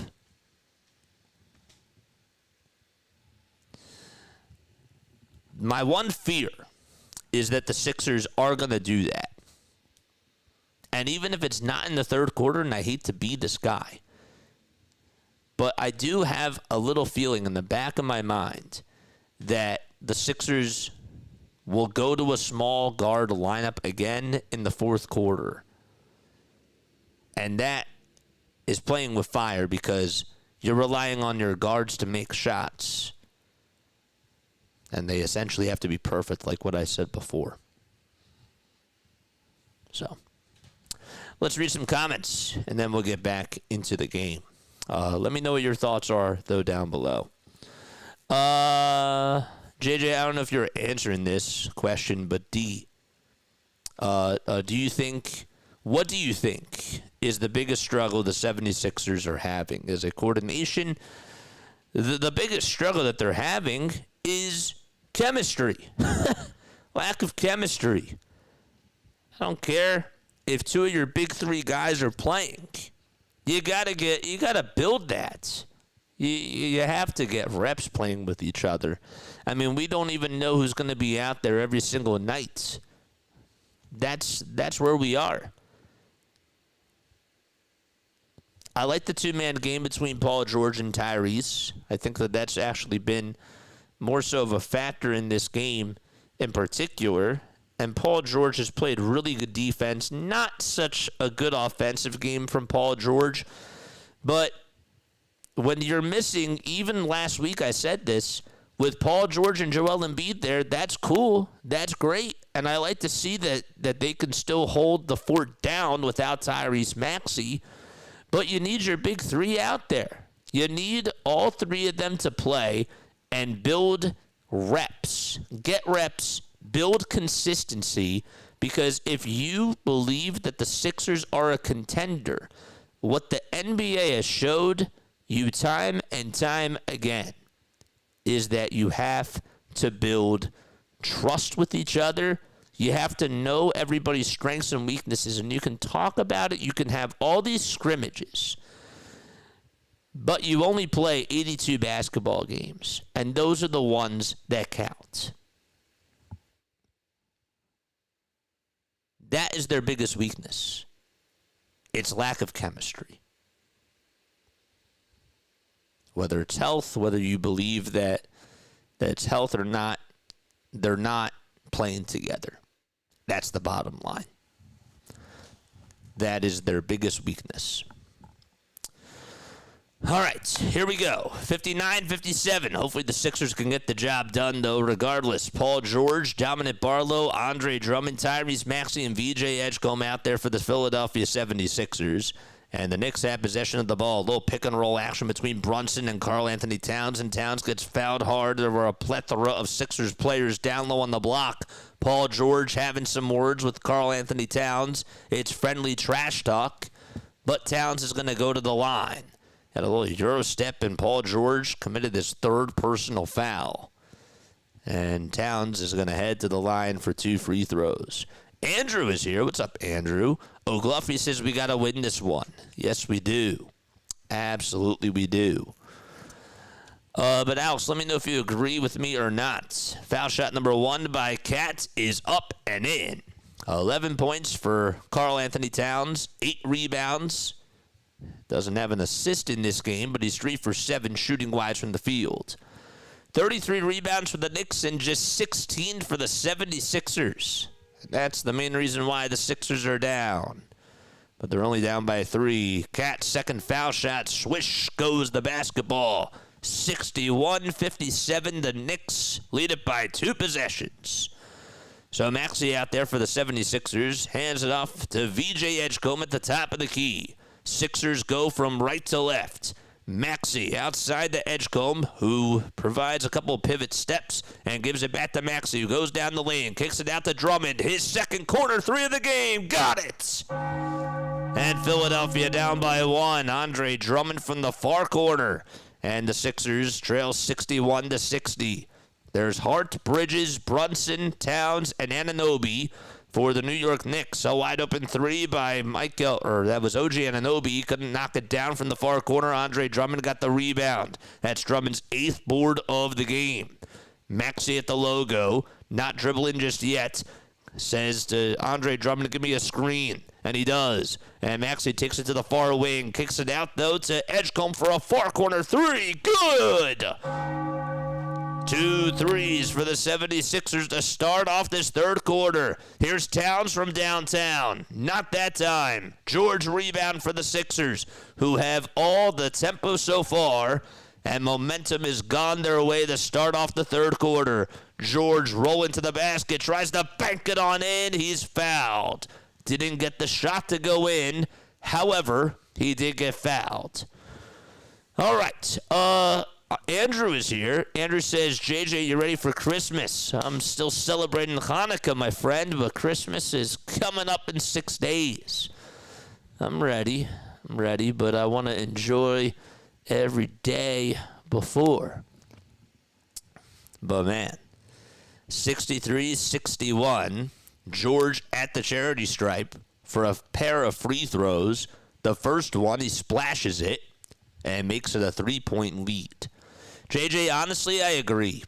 They, for some reason, cannot get their heads together, and it is frustrating. Like, guys, come on. It is a team effort, and it's super important for us to be on the same page. Foul shot number 2 by Paul George. It's good. Excellent. 65 points for the Sixers and 61 for the Knicks. Bridges looking for some help. Gives it over to Karl-Anthony Towns. He swings it to Jalen Brunson on the baseline. Brunson with a baseline J. No. Hard offensive rebound. Kicks it back out to Brunson the second try. That's no good either. And Andre Drummond cleans the glass for the 76ers. Edgecombe knifing his way down the lane. Puts it up and puts it in. Philadelphia on a 10-2 explosion to start off the third quarter. And they've been playing very sound basketball. Knicks almost throw it away. Bridges tried to pass it outside to Josh Hart, and that was nearly out of bounds. Towns rolling to the basket, finishing on the strong side with a layup. Got it. And Karl-Anthony Towns continues to dominate on that pick and roll. Here's Maxey with a step back 2 on the baseline corner, and he can't get it. Rebound by Bridges. Nearly stolen again by the Sixers on the far corner as Towns buzzes his way down low and is fouled by the 76ers. Look at VJ Edgecombe just slicing and dicing past Jalen Brunson. Got a Euro step and finished with the right hand. He was thinking about going to his left side, but instead went to his right and looked very mischievous there. 67-63. Towns goes buzzing past a couple of Sixers defenders and still is able to lay it up and in. Are you kidding me? 67-65. By the way, the foul was called on Tyrese Maxey right before that. Here's George with a wide open 3-point pass to Barlow. He can't get it. Drummond cleans the glass again. Offensive board. They'll reset it to George. Gives it back to Drummond. His third quarter 3. Another one! Andre Drummond from downtown. He has the Midas touch. 3 wide open threes, and he's made all 3 of them. 70-65, and still plenty of time left in this third quarter. Not even 4 minutes into the quarter. We have a turnover called on the New York Knicks. Karl-Anthony Towns got called for a moving screen off the little pick that he set for Josh Hart, and it'll be Sixers ball again. So the Knicks offense not doing a good job. Sixers have done great on the offensive side. Maxey tries to go down the lane, and he got fouled before the shot went off. Alrighty. What is up, everybody? The Sixers are not working together. They all think that they are superstars. And even if they are, they got to play as a team. They have to play as a unit. They just do. Maxey back to George. Another catch-and-shoot 3. Not that time. Rebounded by the New York Knicks. And the Sixers just try to play good defense against Brunson. They do, but the ball gets tipped back up and in by Anunoby. Right? Did it go in?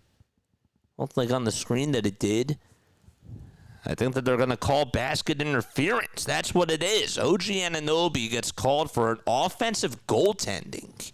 And let's see. I don't know about that. The ball did touch the rim. Yeah, it did. Touch his hands as he touched the rim. You can't do that. 7:35 to go, even if it's just a fingertip. He just got it on there. That was a great call. Maxey tries to roll to the basket with a Euro step, and he can't float it up and in. Josh Hart leads the charge on the other side. Hart to Bridges, a catch-and-shoot three. No. Drummond again with his 11th rebound of the game so far. Cat has 9. Hart has 7, and Drummond has 11 in this game. Maxey goes up with a shot and knocks it down to make it 72-65. A 15-4 run by Philadelphia. And so it's a 7-point lead. Dominic Barlow got the dunk off the pass by Maxey. That's what it was. Bridges, another wide open three. Cash. Oh, my gosh. Straight on from 24 feet. It's a 72-68 game. Edgecombe rolls to the lane, puts up a 2, got it to go. Glad to see VJ Edgecombe finishing over towards the rim, even with traffic downhill. Bridges another 3. Oh, he is cold. He is cold-blooded. That's really what I meant to say. 74-71. Made 2 threes in a row, both from 26 feet. Sixers provide good ball movement. Drummond's 4-3. No good. Shooting now 75% from downtown. Brunson goes up with a tough shot. He's fouled. And with 6:12 to go in the third quarter, we're going to have some more free throws coming up after the timeout taken by the Knicks. We'll step aside and be right back. It's a 74-71 lead for Philadelphia.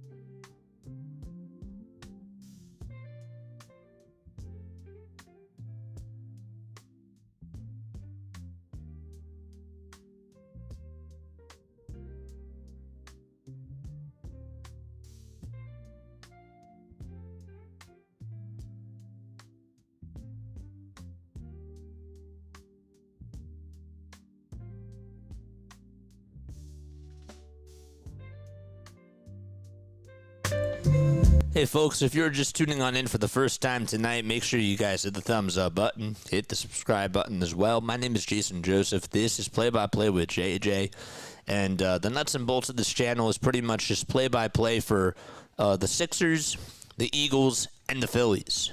We also do Major League Baseball games on here as well, besides just the Phillies, and we have a lot of fun during the baseball season. That's really our bread and butter, but we do cover the Sixers and the Eagles during the offseason, and we do a radio play-by-play style. That's mainly what we do on this channel, so if that does tickle your fancy, if that does get your blood flowing like it does for me, hit the thumbs up button and subscribe to the channel. We're trying to get to 8,200 subscribers by the end of the year. We have 12 days left for us to try to get to 8,200. I'd really like to see that happen. But yes, I appreciate you guys for all the love and the support.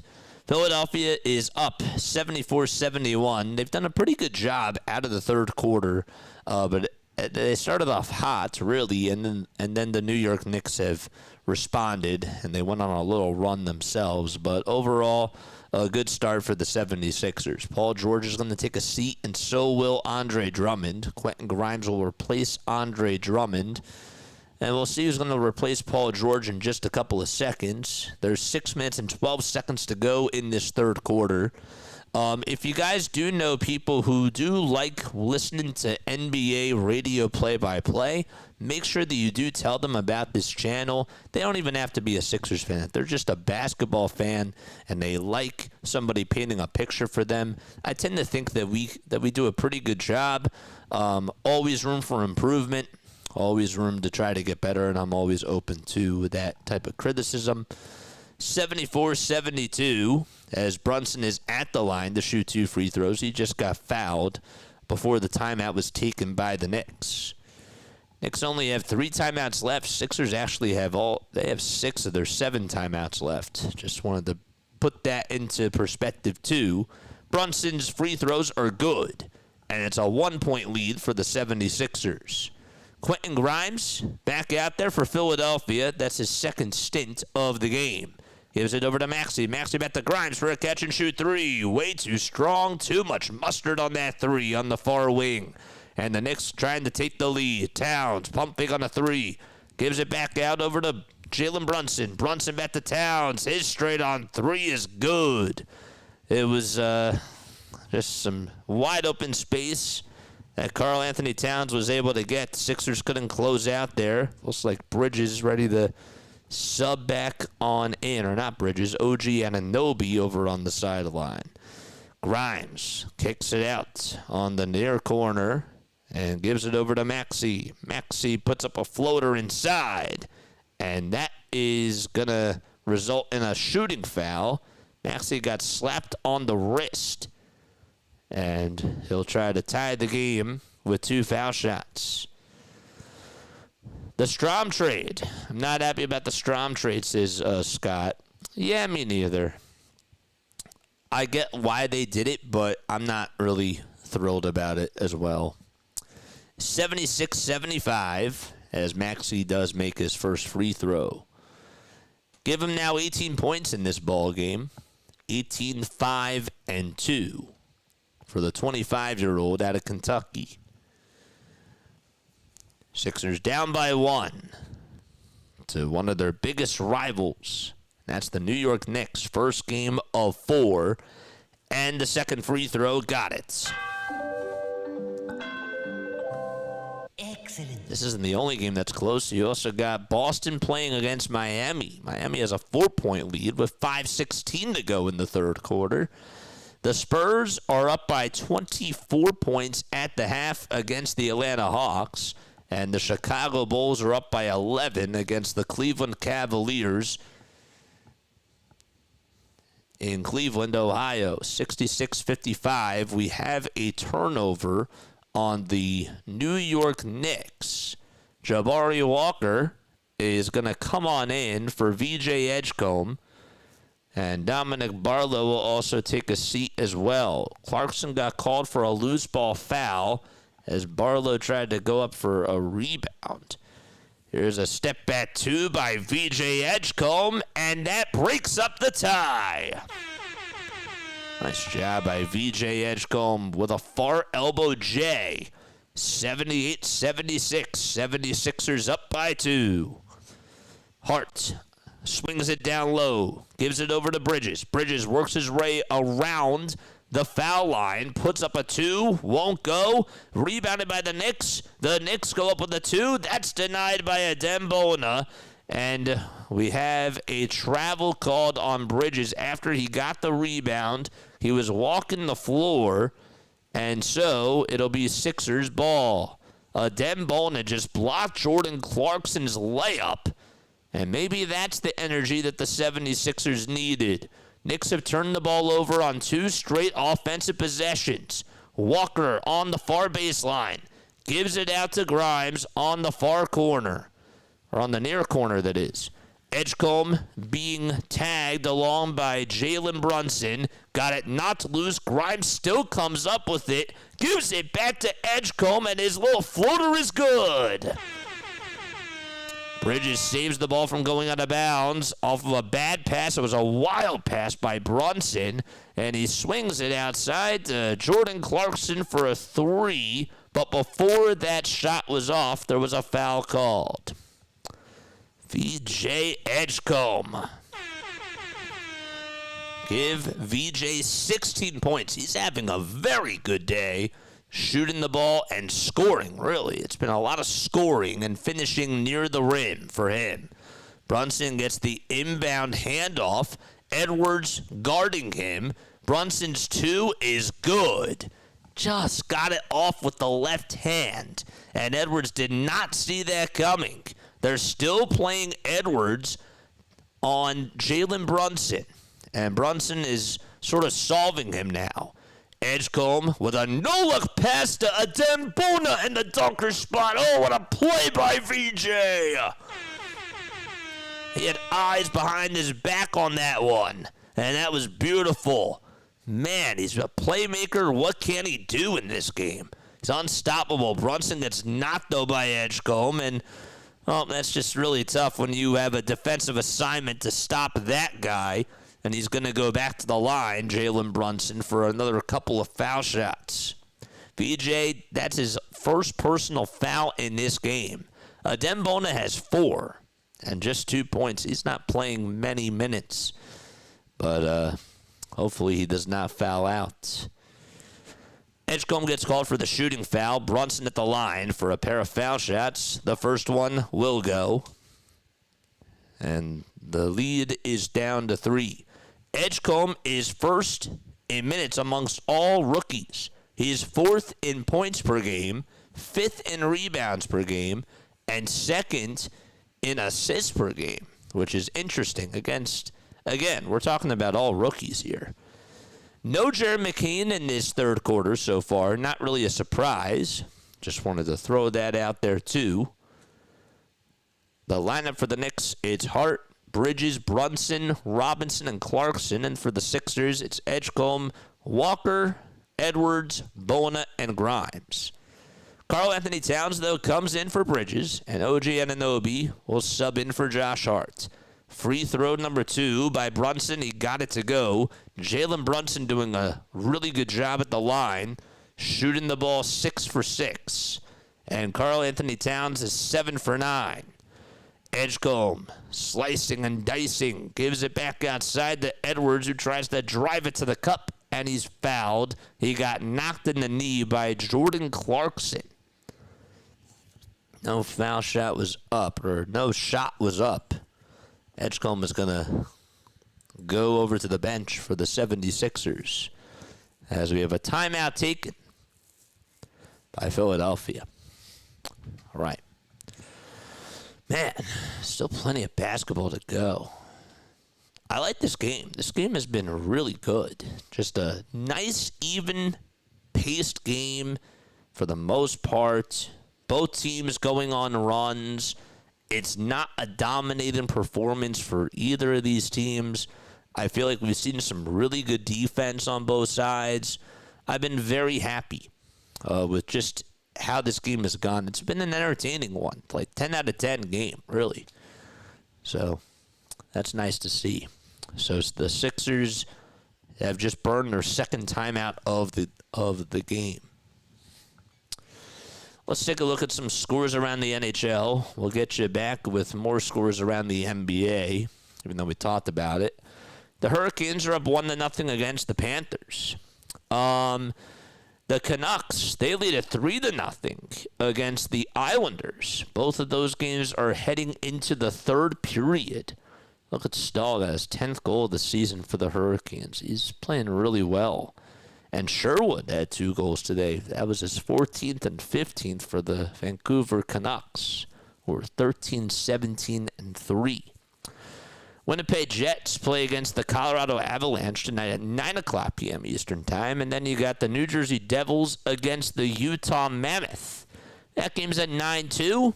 And then the Dallas Stars, the late game tonight, it's the Dallas Stars, the 23-7-5 Dallas Stars, playing out in Anaheim at the Honda Center against the Ducks, who are 20-12-2. And back to the NBA. Well, we have 3 other games going on. The Miami Heat, they lead at 85-83. Still less than 3 minutes to go in that third quarter.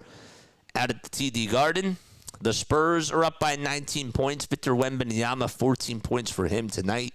And they lead at 70-51 against the Atlanta Hawks. The Chicago Bulls up at the half against the Cleveland Cavaliers. 66-55 is the score in that game. Cavaliers honestly have gone a little bit cold. They're now 9-7 at home and 15-13 on the season, playing at Rocket Arena. And, of course, the Philadelphia 76ers, they lead it by 2. It's 82-80.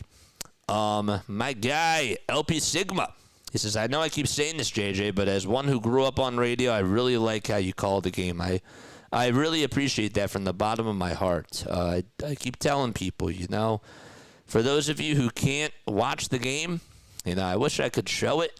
Obviously, I can't, but this is really good for more description. And honestly, if you really want my personal opinion, I like the radio call, especially for basketball, a lot better.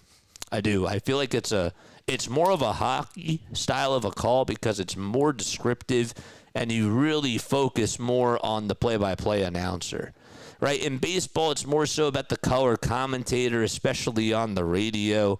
Yes, the play-by-play announcer is the eyes and the ears, but the color is what really drives it. But I feel like for basketball, it's just all play-by-play. That's how I feel. 84-80 is the score. And so we have a foul on the Sixers. I didn't see who it was. My mistake. They just sort of jump cut over to Mitchell Robinson, who's going to go to the line for 2 free throws. And we'll see how this works. Justin Edwards made... Why does it say that Edwards... Okay, there was a personal take foul called on Justin Edwards. And Mitchell Robinson is going to head to the charity stripe. In this game, Robinson has 10 points, 8 rebounds, and 1 assist. And so the foul shot is up and in by Mitchell Robinson to make it 84-82. He made both of them. 2:50 left in this third quarter. Edgecombe gets some space, puts up a 3. We have a foul called, and that's going to go against the New York Knicks. OG Anunoby is going to get called for the foul. Edgecombe shot the 3, and Jabari Walker, who got knocked by OG Anunoby, is going to go to the line for 2 free throws. Don't really see that too often. Walker, his first free throw is good, and the Sixers are up by 3 points. I saw a stat the other day that I was actually kind of surprised about, and that's it had to do with the Philadelphia 76ers. And I'm trying to find it as we speak. They're up 85-82, by the way. The second free throw won't go. Mitchell Robinson cleans the glass for the New York Knicks, and they will reset over at the top of the key. The Sixers are actually second in the NBA. They're actually tied for first in blocks per game. And you don't really think about it, but they're averaging 6.2 blocks per game. And with the way that they've been playing over the last couple of weeks out in transition on defense, it's really helped them. Robinson goes up with a 2, and he's fouled. Down low on the block, Mitchell Robinson getting fouled by the Sixers, and he'll try to tie the game. Anunoby was at the top of the key. He bounced past it over to Robinson down in the lane and just was able to find him and got fouled by Edgecombe. That's his second personal foul of the quarter and of the game, too. And Robinson ties it up 85-85. Ever since he came in, he's been a spark plug off the Knicks bench. 2:15 to go in the third quarter. Grimes, Edgecombe, Walker, Edwards, and Bona out there for the Sixers. And another stoppage in play, as Karl-Anthony Towns swatted the ball out of VJ Edgecombe's hands, and it went out of bounds towards the near side. 11 seconds left on the shot clock. Justin Edwards will inbound it for the Philadelphia 76ers. Nearly threw it away to VJ Edgecombe as OG Anunoby almost stole it, but Edgecombe came up with it. 5 seconds left on the shot clock. Edgecombe blitz. Finds Grimes wide open for a three. And that one won't go. Bona tries to fight for the rebound, and Mitchell Robinson comes up with it. He volleyball tipped it to himself. And the Knicks could try to get the lead back, but they throw it away. OG Anunoby could not hang on. Tyler Kolek passed it to him. He was at the point, Kolek, and tried to swing it on the outside to him, and he just could not hang on to the ball. OG Anunoby, and it went on out of bounds. Sixers are going to take another timeout. 1:49 left to go in the third quarter. There will be a TV timeout, and they will be back in just a little bit. Man, this has been a really good game, as you said, my friend. It has. It's been back and forth. There's been a lot of drama. It's more so like a tennis match. The conductor, as a conductor, I feel like it's been easy to sort of control the pace. You have you have the instruments like the strings and the string instruments like the violins on one side, and then the saxophones and all that other stuff on the other side, and now they're just blending in together perfectly. And it's been a pretty cool symphony of a game. It just has. Lou is also here. How are you, Lou? What's good, my friend? Haven't seen you on here in a little bit. 85-85. That is the score. By the way, I have the game on Amazon, but I prefer listening to you while watching the OU Alabama game. Ooh, who are you rooting for in that one? Who are you rooting for in that game? Let me know down below. That is so cool.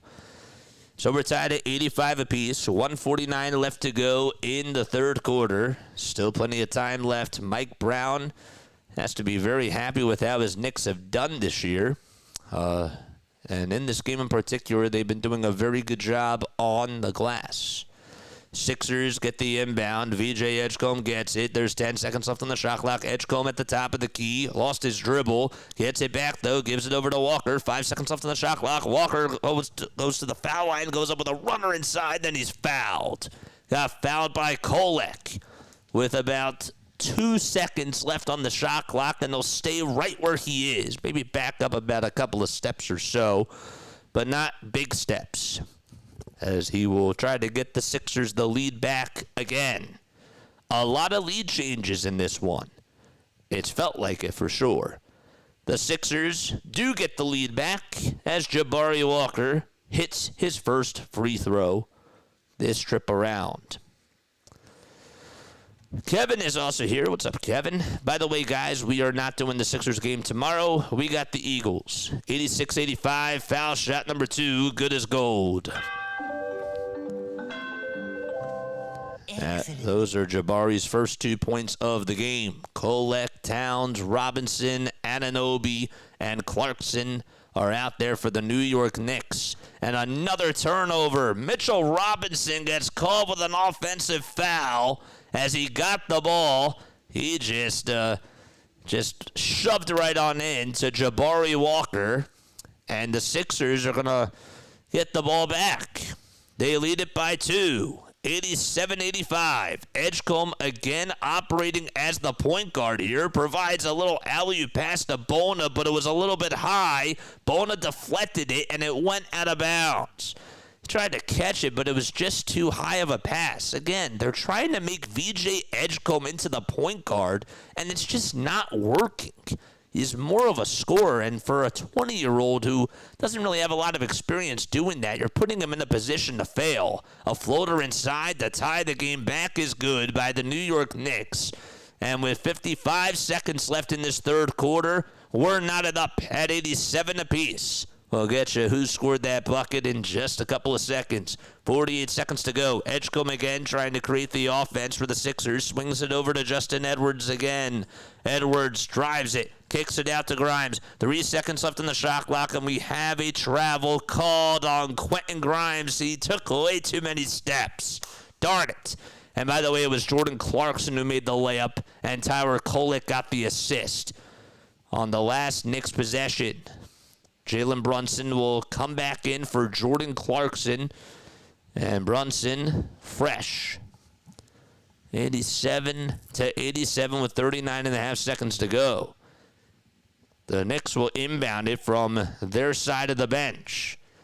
They got to go three-quarters court here. Clarkson tries to get it off, and it's stolen by Justin Edwards on the inbound. An easy pick for him.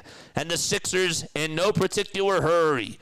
Grimes at the point. Crosses over again against Brunson. Takes it to the elbow. Left wide open is Bone at the three-point line, but he got fouled as he sort of drove it over to the baseline by Mitchell Robinson.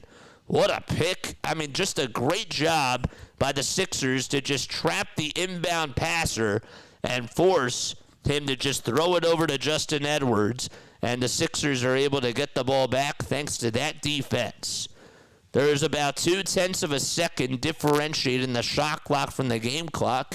Bona at the line for two. Not a good foul shooter. The first free throw got it. The Sixers as a team in tonight's game, they have actually shot the ball pretty well from the foul line. They are 16 for 17. Now, the Knicks, on the other hand, they've missed 3 free throws, but they are 20 for 23. Bona's second foul shot, ready to come on up. Dominic Barlow comes in for the Sixers. Bona misses it, but grabs his own rebound. It got tipped over to him by Jalen Brunson. And 18 seconds to go in the third quarter. Shot clock not yet unplugged. Edgecombe on the drive to the basket. Couldn't dunk it, but Bona tries to fight for it down low. He got the rebound, then he just tipped it away.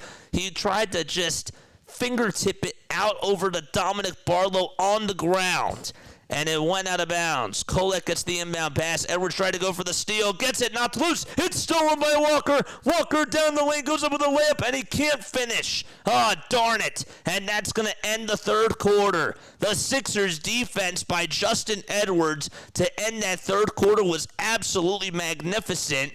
But the Sixers do leave a couple of points on the board as they go into the fourth quarter. The steal came with about 3.2 seconds left, and Walker tried to go downhill. It looked like Anunoby was right there to try to sort of stop him in his tracks and provide some traffic, and he just could not lay it up and in. And we're going to go into the fourth quarter. Still a lot of drama in this game.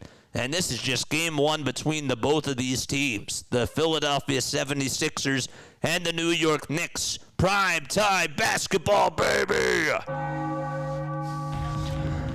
It's time to go to the fourth quarter.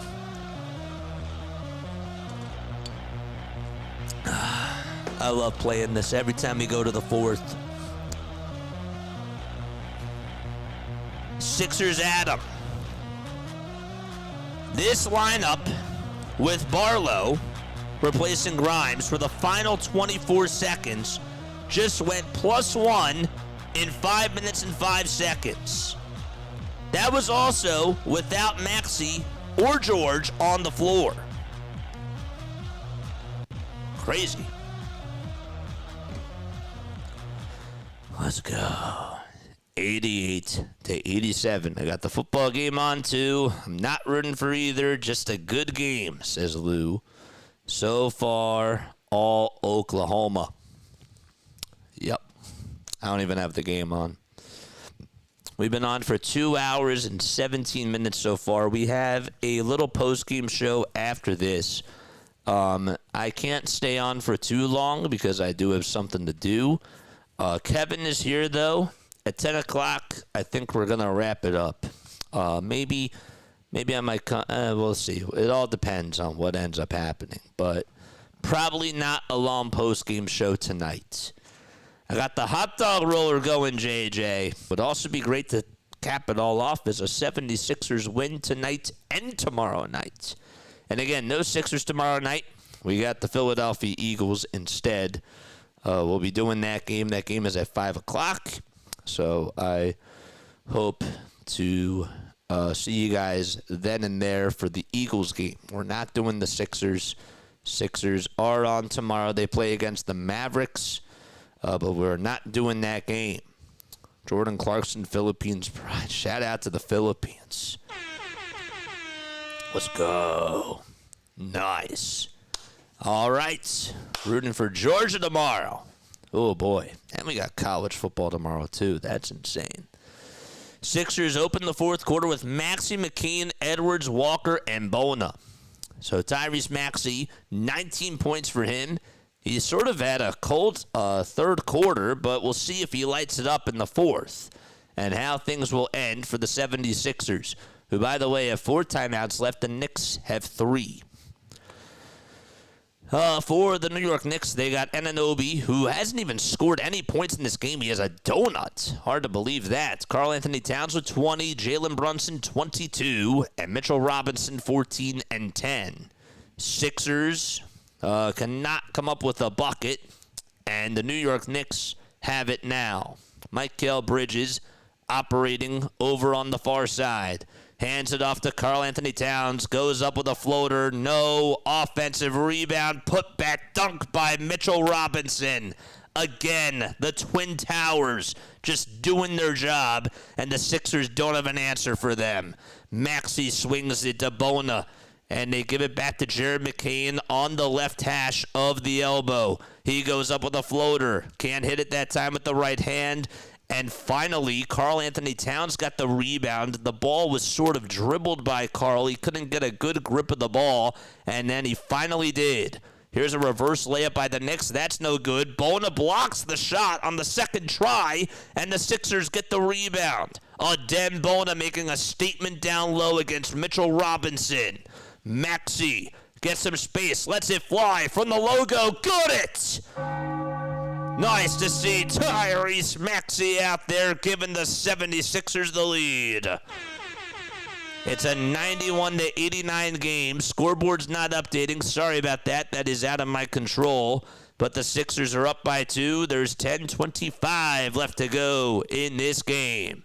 Towns on the far wing, guarded by Jabari Walker. Got it knocked loose, but a foul called.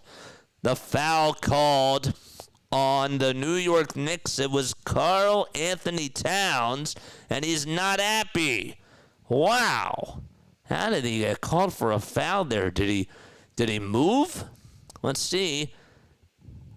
Not the ball deflected, and Sixers have the ball. Maxey on the drive to the basket, goes up with a tough floater, and he's fouled.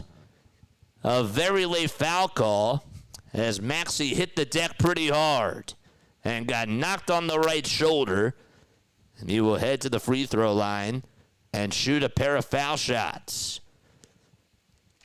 The foul was on Karl-Anthony Towns. They'll actually say it was a foul on the floor? What is going on? Maxey does get the inbound pass. Again, apologize. Maxey rolls down the lane, goes up with the left hand, got it denied by Anunoby, and the ball goes out of bounds. 2.5 seconds left on the shot clock. They didn't say it was a foul in the act of shooting. I can't believe that. Maxey was driving really hard. It looked like he got fouled as he got the shot off. What are they talking about? Mike Brown is going to call for a timeout here,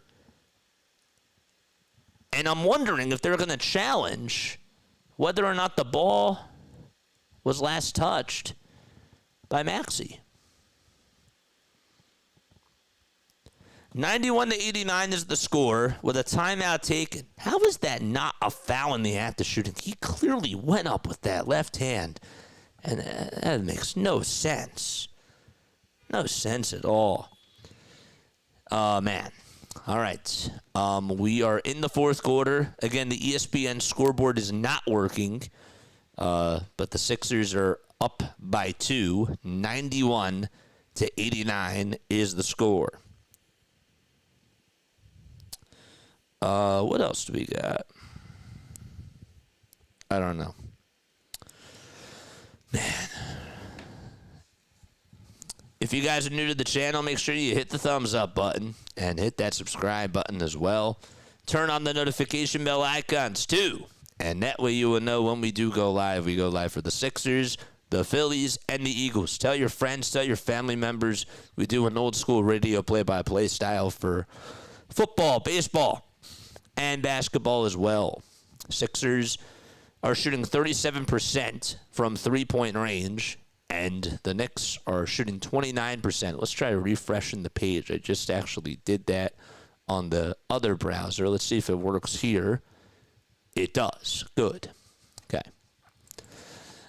So let's go back to what happened. The Knicks called a timeout. The Sixers, they said that it was an offensive rebound by them. I don't know if they're challenging this or not, the Knicks, but they only have 2 timeouts left, so I would assume that they're challenging this call.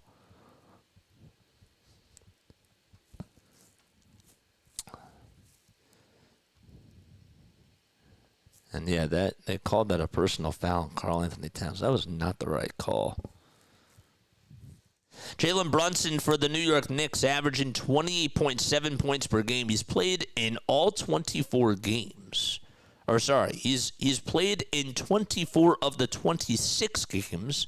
The New York Knicks, obviously, with Mikal Bridges playing in every single one, he's started in every game, too, averaging 34.8 minutes per game. But Jalen Brunson leading the way, 28.7 points per game, 6.5 rebounds per game as well, and 3.5 rebounds, too, per game. You know, his turnovers, only 2.3 turnovers per game. That is actually pretty impressive with how many times he gets the ball. That is really good. So I got to give him that. His assist-to-turnover ratio is 2.8. That's low. Karl-Anthony Towns, his assist-to-turnover ratio is at 1.3, which is also really good too. So, all right. Again, we'll do a little post-game show after this, but we'll see how we're running on time. It is currently 9:14 p.m. Eastern Time. We're going to see what this ruling is. Again, they said that it was last touched by OG Anunoby, and the call was reversed. So the Knicks do retain their timeout. That's a big call. And it's 91-89. Knicks have possession. It's not the Sixers. Anunoby, Towns, Bridges, Robinson, and Kolek out there for the Knicks. Robinson goes up with a 2, and we have a foul called on the Dembona. I thought that he got all ball there. Sixers will not challenge. Dembona thought he should. I don't think that they're challenging yet. It looked like that was, if you want my personal opinion, I thought that was a clean block. Did he get maybe a little bit of the right hand? Ay. It's tough to tell. Sixers are going to challenge this. They will challenge with 9:41 to go. Doesn't hurt. Does not hurt. I'm impressed with the Sixers play. Replay shows all ball. Yep. I thought that he got all ball too. Dembona is insistent that he just blocked OG Anunoby's dunk clean, says Sixers Adam. Nick Nurse watched the replay a few times, and he's going to challenge. He actually just got a last second challenge in on the foul call. He just got it at the last second, says Sixers Adam. Of course. Of course, he just got it in. It comes down to the wire every time with Nick Nurse. It does. It's just funny. It is funny. All right. I think he got all ball there. I'm not even trying to be biased. I think that objectively speaking, he got all ball. I try to be objective for the most part. That is funny, though. This is a big call, too. I also don't like how when you challenge a play, you're also challenging the consequences that occurred after the challenge or what happened after the challenge, too. I don't like that. I wish that it was just, okay, he blocked the shots, right? So it should be a jump ball. But just because, and again, I'm not saying that the Sixers got the rebound there, but I'm just making that up as a scenario. We saw that a couple of weeks ago when, in particular, it was VJ Edgecombe who knocked the ball out of, it was against the Warriors. VJ knocked the ball out of, I believe it was Pat Spencer's hands, and then Quentin Grimes didn't come up with it. The Warriors got it, so they said that the steal was a successful challenge. The call originally was that there was a foul on VJ with like 22 seconds left. And he reached in, it was a clean swipe, and the ball ended up going into or out of Quentin Grimes' hands, and the Warriors still technically had possession, but they challenged that play, just that play. And they ruled that the Sixers' challenge was successful, but Pat Spencer got the ball back. Therefore, it was the Warriors' ball. I don't think, if you just want my personal opinion, that shouldn't be a factor, is what I'm trying to say. What happened after what was called shouldn't be a factor. All right. Anyhow, we are back. The game is back on, and we're waiting to see an official call. The Knicks are going to inbound it. Mikal Bridges gives it back to Kolek, who has some space and puts up a three, and that one won't go. Justin Edwards gets the rebound for the Philadelphia 76ers. Nurse did win the challenge, but imminent possession makes it New York ball. I knew it. I knew that that's what was going to happen, and it did. 9:23 left in the fourth quarter. Sixers couldn't get a bucket on the other side. Karl-Anthony Towns is a playmaker, finds Robinson in the paint, and there is a foul as the two was good. So the layup was good by Mitchell Robinson, and he's going to go to the line for one more. They thought that Towns was going to take the three. Bona was fooled, and nobody guarded Mitchell Robinson in the dunker spots. What do you know?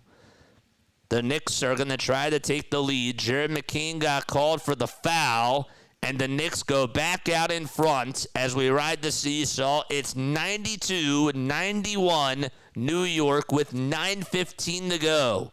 Maxey is back out there for the Sixers. Finds a wide open shooter. That's McCain for three. Yes! It was from the far corner, and the Sixers desperately needed that. Good for Jared McCain, 94-92. Bridges with a catch-and-shoot three on the other side. That's way too strong. Rebounded by McCain. Sixers have momentum. McCain to Maxey. Maxey back to McCain. Thought about taking the three. Instead passes it, and we have a travel caught on Jared McCain. Right before he passed the ball, he just moved that pivot foot. And that was a technicality there, but still you can't do that. And the Knicks are going to get the ball back because of the careless turnover by Jared McCain. That was bad. Edgecombe is back out there for Justin Edwards, and Paul George does sub in. That is the good news. 94-92. Momentum sucked right out of the Sixers because of that. Towns on the drive to the basket, tries to finish hard. That one won't go. Rebounded by McCain. McCain to Maxey. And a little floater. That's up, and that's no good. Oh, darn it. It was an alley-oop pass to Jabari Walker. Just could not lay it up and in. OG Anunoby spinning down the lane, finding Towns on the near corner for a three, and he got it. but they're not going to count it. They say he stepped out of bounds. Oh, baby. His foot was just on the chalk. Wow. Anunoby actually made a really good play. As he was rolling down the lane, he was spinning, and, they called a travel on him. That's what ended up happening. Regardless, though, another turnover. Maxey step back three. Good it for the Sixers. It's now a 97-92 game. 8:02 left to go in the fourth quarter, and a timeout taken by Mike Brown.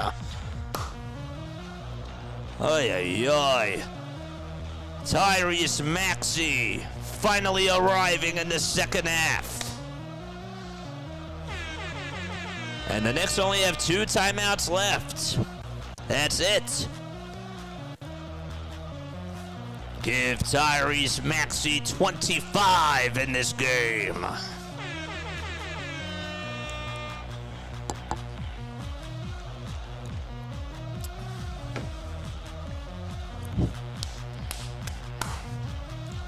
Let's go, Tyrese. 9 points for the Sixers in this fourth quarter, and just 5 for the New York Knicks. So they called a travel on OG Anunoby, and they didn't say that Towns' foot was out of bounds. It was a travel on OG. Took too many steps. Man, both teams making careless mistakes. And the Sixers benefiting. Love it. Maxey had 17 points in the first half and has scored 8 here in the second half. A lot of them, really, he only had 2 in the third quarter, to my counting.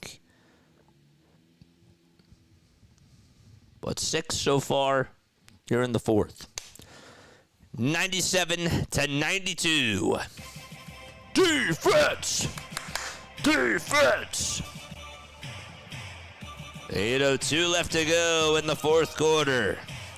Jalen Brunson gets the inbound. All eyes on him. Hands it off to Mitchell Robinson at the point. Robinson with a dump-off pass to Michael Bridges, who tries to lob it down low. He threw it just high enough for Robinson to catch it and throw it down with both hands. Robinson, what a game he's had. 14 rebounds, 21 points, 1 assist as well. And the Sixers, on the other side, lost the ball. It went out of bounds. And Knicks now have it. Brunson gets the inbound, crosses over behind his back against Edgecombe, goes up with a shot. It was rejected by VJ, and Kolek still gets possession. McCain now guarding Brunson. I don't know about this, but there's a whistle called, and that was away from the play. It was on a Dembona. Let's look at this again. They're showing the replay of Michael Bridges finding Mitchell Robinson in the dunker spot. And Brunson is going to head to the line. Dembona got called for a 3-second violation. Brunson's foul shot won't go. It was short. And the Knicks, by the way, still in possession. It was a big miss. Only the 4th miss tonight from the line for the Knicks as a team. Robinson gets the inbound and shovel passes it back to Jalen Brunson.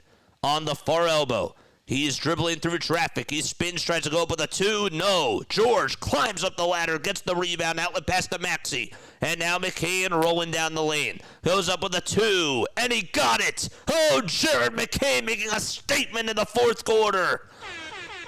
He made a big 3, and he just knocked down a mid-range jumper and gave the Sixers a 5-point advantage. Maxey tries to get a steal, but we have a foul called. As Tyrese Maxey was going for the steal, out on the far wing, he reached on in, said the referee, and Maxey doesn't think so. Let's look again. It was Michael Bridges who got the handoff, and yeah, he did. He touched him right on the right hand. He was trying to go after the ball, but he didn't make contact with the hand.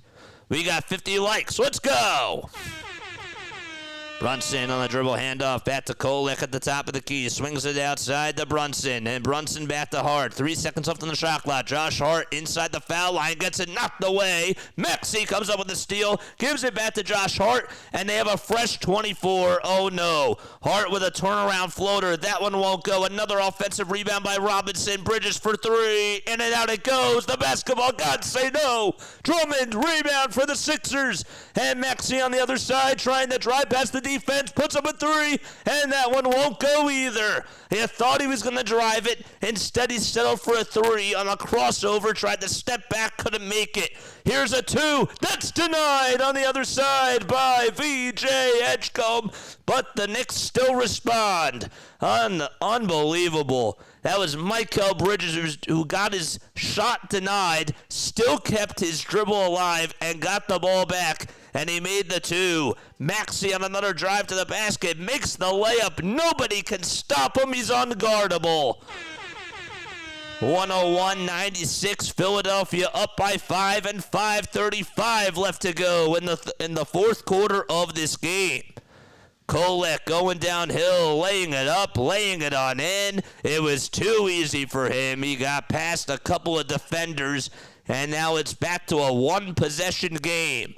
Maxey dribbling, zigzagging, kicking it out to Jared McCain, who goes behind his back, spins, turns, goes up with a 2. He's fouled.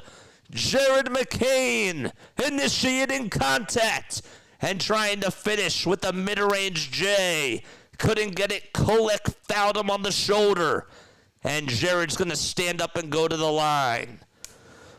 What a sequence of events. I can't believe Tyrese Maxey settled for that 3. He has a lot of speed. Why not just try to run past why not try to run past his defender who was trailing right behind him? Instead, he settled for a 3 there, and it ended up not working out. 102-98. The Sixers had the lead. It wasn't like that they needed a 3 or that they were in desperate need, but regardless, 102-98. Karl-Anthony Towns back on in for Mitchell Robinson. He's going to take a quick breather. I can't believe that Kolek is still in this game. He only has 2 points, 2 rebounds, and 2 assists for the New York Knicks. He's been a minus. He also has 5 fouls. Foul shot number 2. That one is up and good by the Sixers. Good for Jared McCain. Excellent. Let's go. Carey, what's up, Carey? 103-98. Kolek again on the drive to the basket. Looking to kick it out. It gets swatted by Edgecombe. He tries to save it from going out of bounds, but Jalen Brunson got it. Unlucky bounce. Bridges with a step back 2. He got it in the lane. Man, these bounces, some of them have just not been going the Sixers' way, and that is what has kept the Knicks alive in this game. 103-100. They're playing really good defense and just not getting the ball to go their way out in transition. Maxey gets a screen by Drummond. He'll swing it over to Jared McCain at the top of the key. Looking to drive it inside. Layup won't go, and Andre Drummond couldn't tip it up and in. Josh Hart gets his miss. Brunson for the tie on the near corner. In and out it goes there, and, I guess that's even. Andre Drummond cleans the glass, gets the rebound. Maxey another 3. Thought it was good. It was not. It was a little short. It was delivered from the far wing. Just couldn't get the touch. Brunson looking to try to post up VJ Edgecombe. Let's see how this works. Gets a screen, got some space. Jab step, pump fake 2. No. McCain rebound for the Sixers. 4 minutes left in this tight game between the Sixers and the Knicks. And now Paul George conducting the offense. And he give it back to Maxey, and we have a whistle called. 103-100. Sixers are going to take a timeout with 3:54 to go. I was looking, and I was saying to myself, what's Maxey mad about? I don't really understand. 103-100, and the Sixers burn a timeout. The Knicks have 1 left. And after this, the Sixers will have 2. Wow, this guy is great. First time watching. Thank you, Carey. We go live for the Sixers, the Phillies, and the Eagles.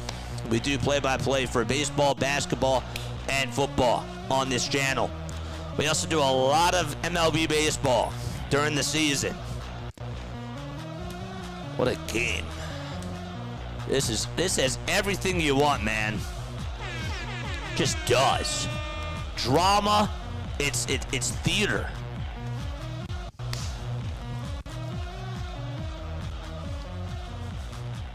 Let's go. A hard-nosed game. This has a playoff this has playoffs written all over it, really. I was not a fan of the NBA Cup, but I got to tell you what, the Western Conference semifinals and the East and the Cup finals, they were just absolute cinema, and this just feels like just another one of those types of games, even though it's not. 103-100, and still 3:54 left in exchange as we come down to the wire again. So we got the Eagles tomorrow, no Sixers tomorrow night, and then Sunday we're off. 103-100, Sixers up by 3. We're also, I believe, that there's no game on Monday. We'll have to wait and see what the NFL schedule is. I have to look it up to see if we're doing that game. I don't think we are. Edgecombe is going to inbound it for the Philadelphia 76ers, and he gives it over to Tyrese Maxey. It's George, Drummond, Maxey, Edgecombe, and McCain for Philadelphia. Maxey, he's trapped. He has to throw it over to Edgecombe, and he does. 3 seconds left on the shot clock. Edgecombe takes it to the foul line, puts up a 2. Got it! Oh, he got hit. They didn't call it. 105-100. What are the refs doing? He went down hard, and he still knocked it down anyways. Tyrese with 27 and Edgecombe with 18 in this game so far. Here's Brunson with a floater, tough one, and he's just that good. Karl-Anthony Towns, 20 points, and Jalen Brunson with 22. 105-102. Sixers lead it by 1 possession. Maxey throws it to Edgecombe, another 3 by VJ. Yes! Oh, yes, baby! VJ Edgecombe coming up clutch in the 4th quarter. And he's now 3 for 6 from downtown. 2:54 left to go. Maxey blocked the shot, but it gets tipped into the hands of Josh Hart. Brunson swings it outside to Anunoby for his first 3 points. Can't get it. Actually, he hit a 2. He just hit a 2 not too long ago. McCain on the drive to the basket. And no foul called. Refs are just letting both of these teams play. Josh Hart scratched and clawed for the rebound. That's his 10th one of the game. Man, oh man, 108-102, and still plenty of time left to go. 2:37 to be exact. VJ Edgecombe just owning this 4th quarter and stepping up for the Sixers. We'll see if they can close the deal. 2:30 left to be played in the 4th quarter. Fasten those seatbelts. Brunson with a kick out to Bridges for a corner 3, nails it. And it's back to a 1-possession game as the Knicks fans are back on their feet. 108-105. Remember, they played a game last night, too, so they're coming off of a back-to-back against Indiana. Maxey with a bounce pass to Edgecombe. Edgecombe outside to Maxey. Sixers without Joel Embiid in this one as well, and Kelly Oubre Jr. Maxey nearly threw it away to Drummond. Drummond still came up with it, put it up, put it in, and he's fouled. Oh my gosh, I don't even know how he made that shot. He got absolutely blitzed by a swarm full of Knicks players, and Tyrese Maxey actually threw a really good pass to Drummond. I thought maybe it was tipped at first. No, it ricocheted off of Drummond's right knee. He still came up with it. Bridges, Hart, and Towns were right there to guard him. And Bridges, I believe, is the one who got called for the foul. No, it was Towns. The end one by Drummond. Ew, it's good. Oh, my gosh. 111-105. Theatrics. Brunson, step back, 3-point shot. In and out it goes. Paul George rebound for Philadelphia. A clutch board by PG. Maxey drives it, tries to go up with a 2. No, but the putback dunk is good by VJ Edgecombe. VJ again, 21 points. And 90 seconds left. It's an 8-point game. Bridges on the drive to the basket. Dribbles back out to the 3-point line. Hands it off to Josh Hart. His defender was on a pump fake and fouled him. That was Tyrese Maxey as Josh Hart, when jumping up in the air, he just fouled Josh Hart on that left elbow. Wow, I can't believe how phenomenal VJ Edgecombe has been in this game. This guy just looks like he's Anthony Edwards out there with the way that he's playing. Physical, just an absolute menace. And explosive as well. The Knicks will inbound it. It's Brunson who gives it up to Mikal Bridges, and Brunson, of course, is going to get the ball back. Why wouldn't he? Karl-Anthony Towns with a step-back three. Oh, my gosh. That was in the face of Andre Drummond. He got it to go. They will count the 3 and 1. Oh, that was disgusting. Karl-Anthony Towns, his foot, I believe that his foot was on the line. That is not a 3. That is a 2. And that is a 2. 113-107. And they will not say it was a foul. They stopped the clock for a second. I thought maybe they were going to signal for a foul. Maxey, ISO, goes down the lane. Finger roll finish, no good. Drummond tips it, and it goes into a Knicks hands. Josh Hart gets it intercepted, though, by Edgecombe. He's been the man. Another 3 for the Sixers. Good night, New York. Tyrese Maxey with the finishing touches of the game.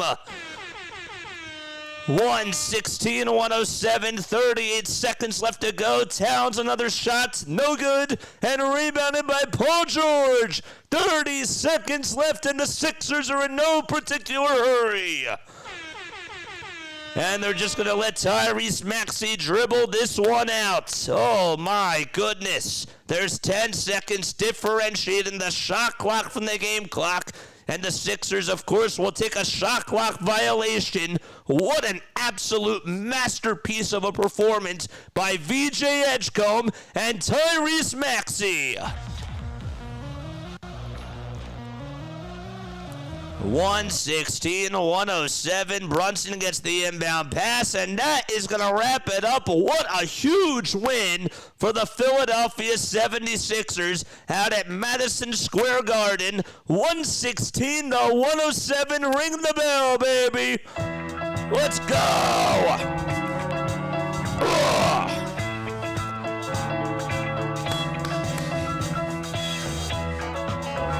That was a good win. That was a good win.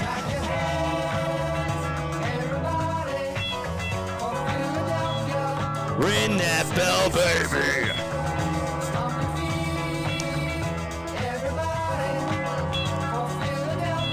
That was a good win.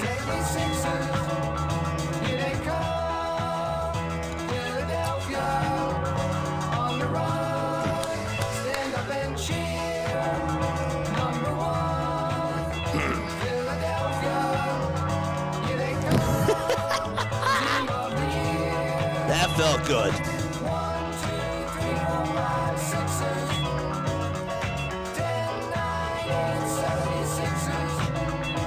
Cheers to that.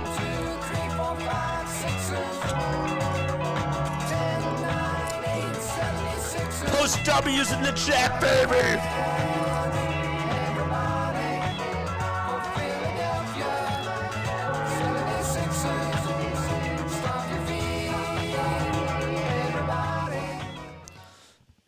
That was great.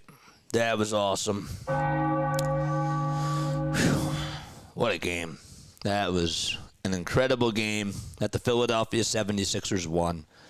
I do not care if the New York Knicks are coming off of a back-to-back. I do not care if the Philadelphia 76ers had 5 days of rest. They were missing Joel Embiid tonight. They're still missing Kelly Oubre. They're still missing Trendon Watford.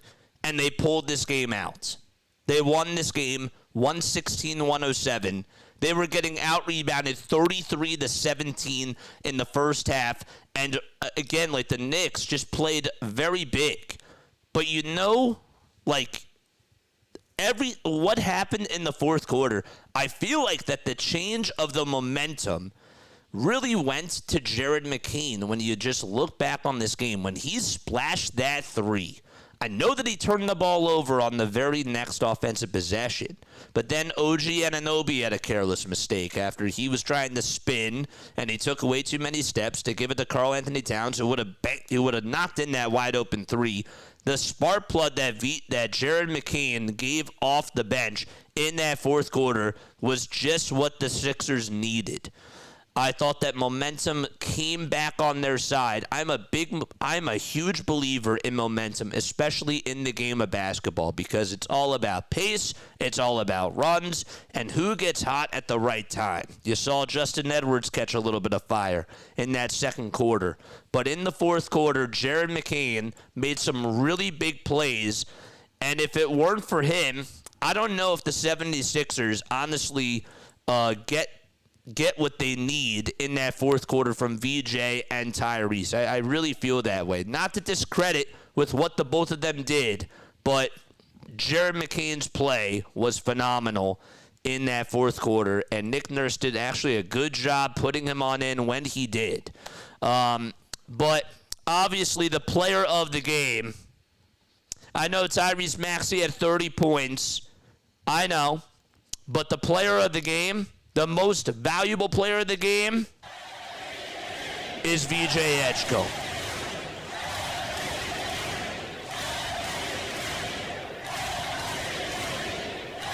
This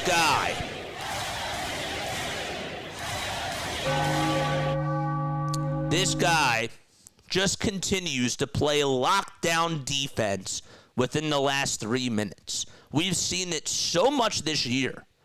I don't like it when he's operating at the point guard, and we saw that a lot in the third quarter again because Nick Nurse just falls in love with that. And for a 20-year-old, for him to have that type of responsibility is just unfair because you're putting him in a position to fail. He's not used to trying to get everybody else involved in the offense. He's a scorer. This guy is an absolute game wrecker when he's driving downhill, when he's going right to the cup, and he's finishing strong. That is where this guy succeeds. And that is how Nick Nurse has to use him. And in the fourth quarter, Edgecombe was punching his way over to the basket. He looked like he was Anthony Edwards out there. I said that. I made that comp to him. And it just really felt like I was watching Ant-Man go out there and just dominate in that fourth quarter. He closed that game out. We've asked somebody else to step up alongside Tyrese Maxey. Paul George, it was not his night. And I still give the man credit, even though he's getting paid a lot of money because he was fighting for rebounds at the end. This guy was 2 for 10 from the field. He was 1 for 6 from 3, but yet he still had 6 rebounds. He still had 4 assists. And I thought about what he did at the end, I thought that he played really well, especially on the defensive side again. But going back to VJ Edgecombe, he had 2 steals. He had 1 block. Both of those steals came within the last couple of minutes. And he also blocked the passing lane, too. He had a couple of deflections, and his play was unreal. He also made a really big 3 to help the Sixers go on a miniature run in that fourth quarter. After Jared McCain hit a 3, there was a little sequence, and I'd like to go back to that. Maxey hit a 3, where you have to go to the fourth quarter. It was 91-89. Jared McCain gave the Sixers the lead. 92-91. Okay, yes. So it was 91-89. After a little bit of time, the Sixers needed to get somebody scoring. And Jared McCain hit a big 3 to make it 94-92. Maxey then made a big-time 3 after a huge turnover off of OG Anunoby. And after the Knicks call for time there, Sixers, of course, are up by 5. You figured that the Knicks are going to go on a little bit of a run, and then McCain hit a nice little step back after Mitchell Robinson. They inbounded an alley-oop pass from Mikal Bridges. They got it to go. And then McCain hit a big-time shot to make it 99-94. But down the stretch, 3:40 left to go. It's getting tight again. It's 105-100. This guy comes up clutch, pulls up from 15 feet and gets himself a big bucket to make it 105-100. It was 103-100. The Knicks were starting to make it close, and VJ saves the day with 3:40 left. And then it was OG Anunoby who got the dunk, and the Sixers needed somebody to respond again. And VJ was right there as Tyrese Maxey. There's a double team coming. Good for Tyrese Maxey to recognize it, swings it, and delivers it right into the breadbasket of VJ Edgecombe. So my big three players today are Jared McCain, Tyrese Maxey, and VJ Edgecombe. This was a very good game that they played, and specifically in the fourth quarter, they were super, super strong. And that's really what I want to focus on after a game like today. Now, usually what I do, folks, is I usually have a little bit of a break, and then I do my post-game show, but with the circumstances that I have to deal with, with everything that's going on, I'm not in my usual setup, and I'm not at my house, so I'm doing this from a different place. So I cannot do like a full post-game show tonight, but I'm really happy with the way that the Sixers just fought in that game, and they deserve to win. This was a well-fought win against Jalen Brunson and Karl-Anthony Towns. And Tyrese Maxey, again, shines in the bright lights. Again, he's putting up an MVP-level season. And it's beautiful. I do want to hear your thoughts. Please make sure that you guys comment down below. That was a great effort. Or that was a good effort from the Sixers. Lou, that was a great effort. He was getting the ball. Paul George guarded him and guarded him very strong. He is their best defender on this team, and when he needed to step up, he did. He did. Offensively, it didn't show. And it wasn't the best game from him at all. But he still played really hard. And even this version of Paul George is okay. If Paul George is going to play strong for you on the defensive side, and he's still going to be able to make clutch baskets, and he's still going to be a playmaker, I'm fine with it. I'm fine with that. I really am. Let me know what your thoughts are, though, down below on this game. It's only the second home loss this year from the New York Knicks. It is. And they deserved it. I don't care about the back-to-backs. The Sixers fought very hard in this game, and they outplayed Jalen Brunson. Tyrese Maxey outplayed Jalen Brunson, and VJ Edgecombe outplayed Karl-Anthony Towns. 9 assists, too, by the way, from Tyrese Maxey. And Andre Drummond, I don't want his rebounds to go unnoticed either, but this is just what he does.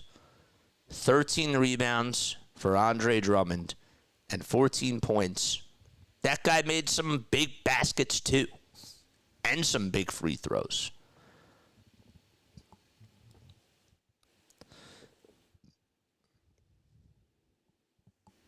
They looked fresh. They looked absolutely fresh.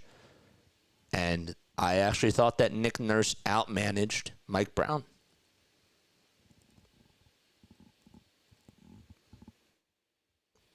Especially at the end. They kept Kolek out there for a very long time.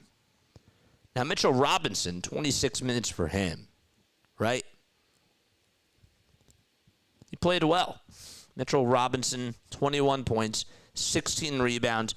I'm actually shocked that they didn't go back to Mitchell Robinson within the last couple of minutes, because I thought that offensive rebounds were killing the Knicks, and that was because of VJ Edgecombe's effort. And the Knicks were missing a little bit of size. But that's what it comes down to, right? Coaching, and it comes down to who can make the shots and who can deliver on the tight plays in the toughest of situations. And the Sixers were not handed this win. They earned it. And they fought very hard for it. They held OG Anunoby to 2 points. A lot of the times, Paul George was guarding OG. I would love to see the stats on when Paul George was defending every single individual player, but it just felt like, especially in the fourth quarter, nobody could get a shot up against Paul George.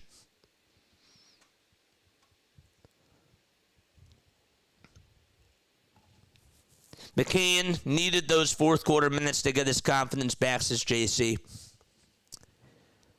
And good for him. Really.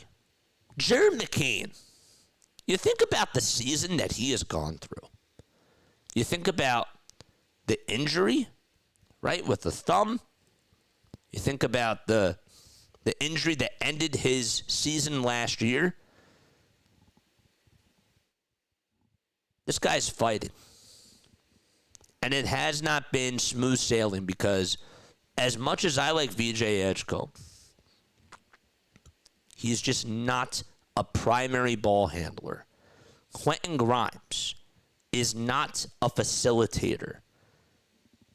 I want a guy that can create shots for other players. I like Grimes as a guard. I like Edgecombe as a guard. Tyrese Maxey, I give him credit because he has become a better playmaker, but he still is not where he's still, to me, a two-guard first. He's tried, and he's done a much better job of passing the ball around, especially out of the double teams. But Jared McCain, the offense just flows better, and when he's making his shots, the shot that he hit to give the Sixers the lead in the fourth quarter, they needed that shot. Their offense was going stale. And how many times this year have we seen the Sixers, whether it's in the third or the fourth quarter, just go quiet for a couple of minutes? It felt like that was going to happen, and McCain's three shut that down. I thought that as soon as he made that shot, the Sixers got the momentum back. And then I did say that after he made the careless turnover that they lost it, but I was wrong. I was wrong. Because the Knicks got into their own heads, and the Sixers capitalized, and Tyrese Maxey added on and made a step-back three. That's what changed the game. Incredible win. And tomorrow, they got another job to do. We're not going to be on for the game. We're going to be doing the Eagles game instead. But I'm curious to see how they do tomorrow against Dallas. It's a back-to-back. They have to play well tomorrow night too. That's probably why they kept Joel out tonight, and they're going to play him tomorrow because of the back-to-backs. But now the question also becomes, is Paul George going to play? And that remains to be seen because I think he should be playing back-to-backs now, especially with 2 days off. But anyhow. All right, that is going to wrap it up for me. It's 9:55 p.m. Eastern Time. We've been streaming for 3 hours and 6 minutes. I am going to wrap up this show, but I will see you all tomorrow. If you guys do follow the Eagles, we'll be on for that. Our next Sixers cast will be on Tuesday. The Sixers, I believe, play the Nets that night. I will double-check that right now. And I will be sure to post an announcement sometime either later tonight or early tomorrow that we're not doing the Sixers game tomorrow night. But we do have the Nets playing against the 76ers on Tuesday. That is correct. I love you all. Lila Tov. Catch you all in the next one. Good night. Great Sixers win. Really awesome stuff.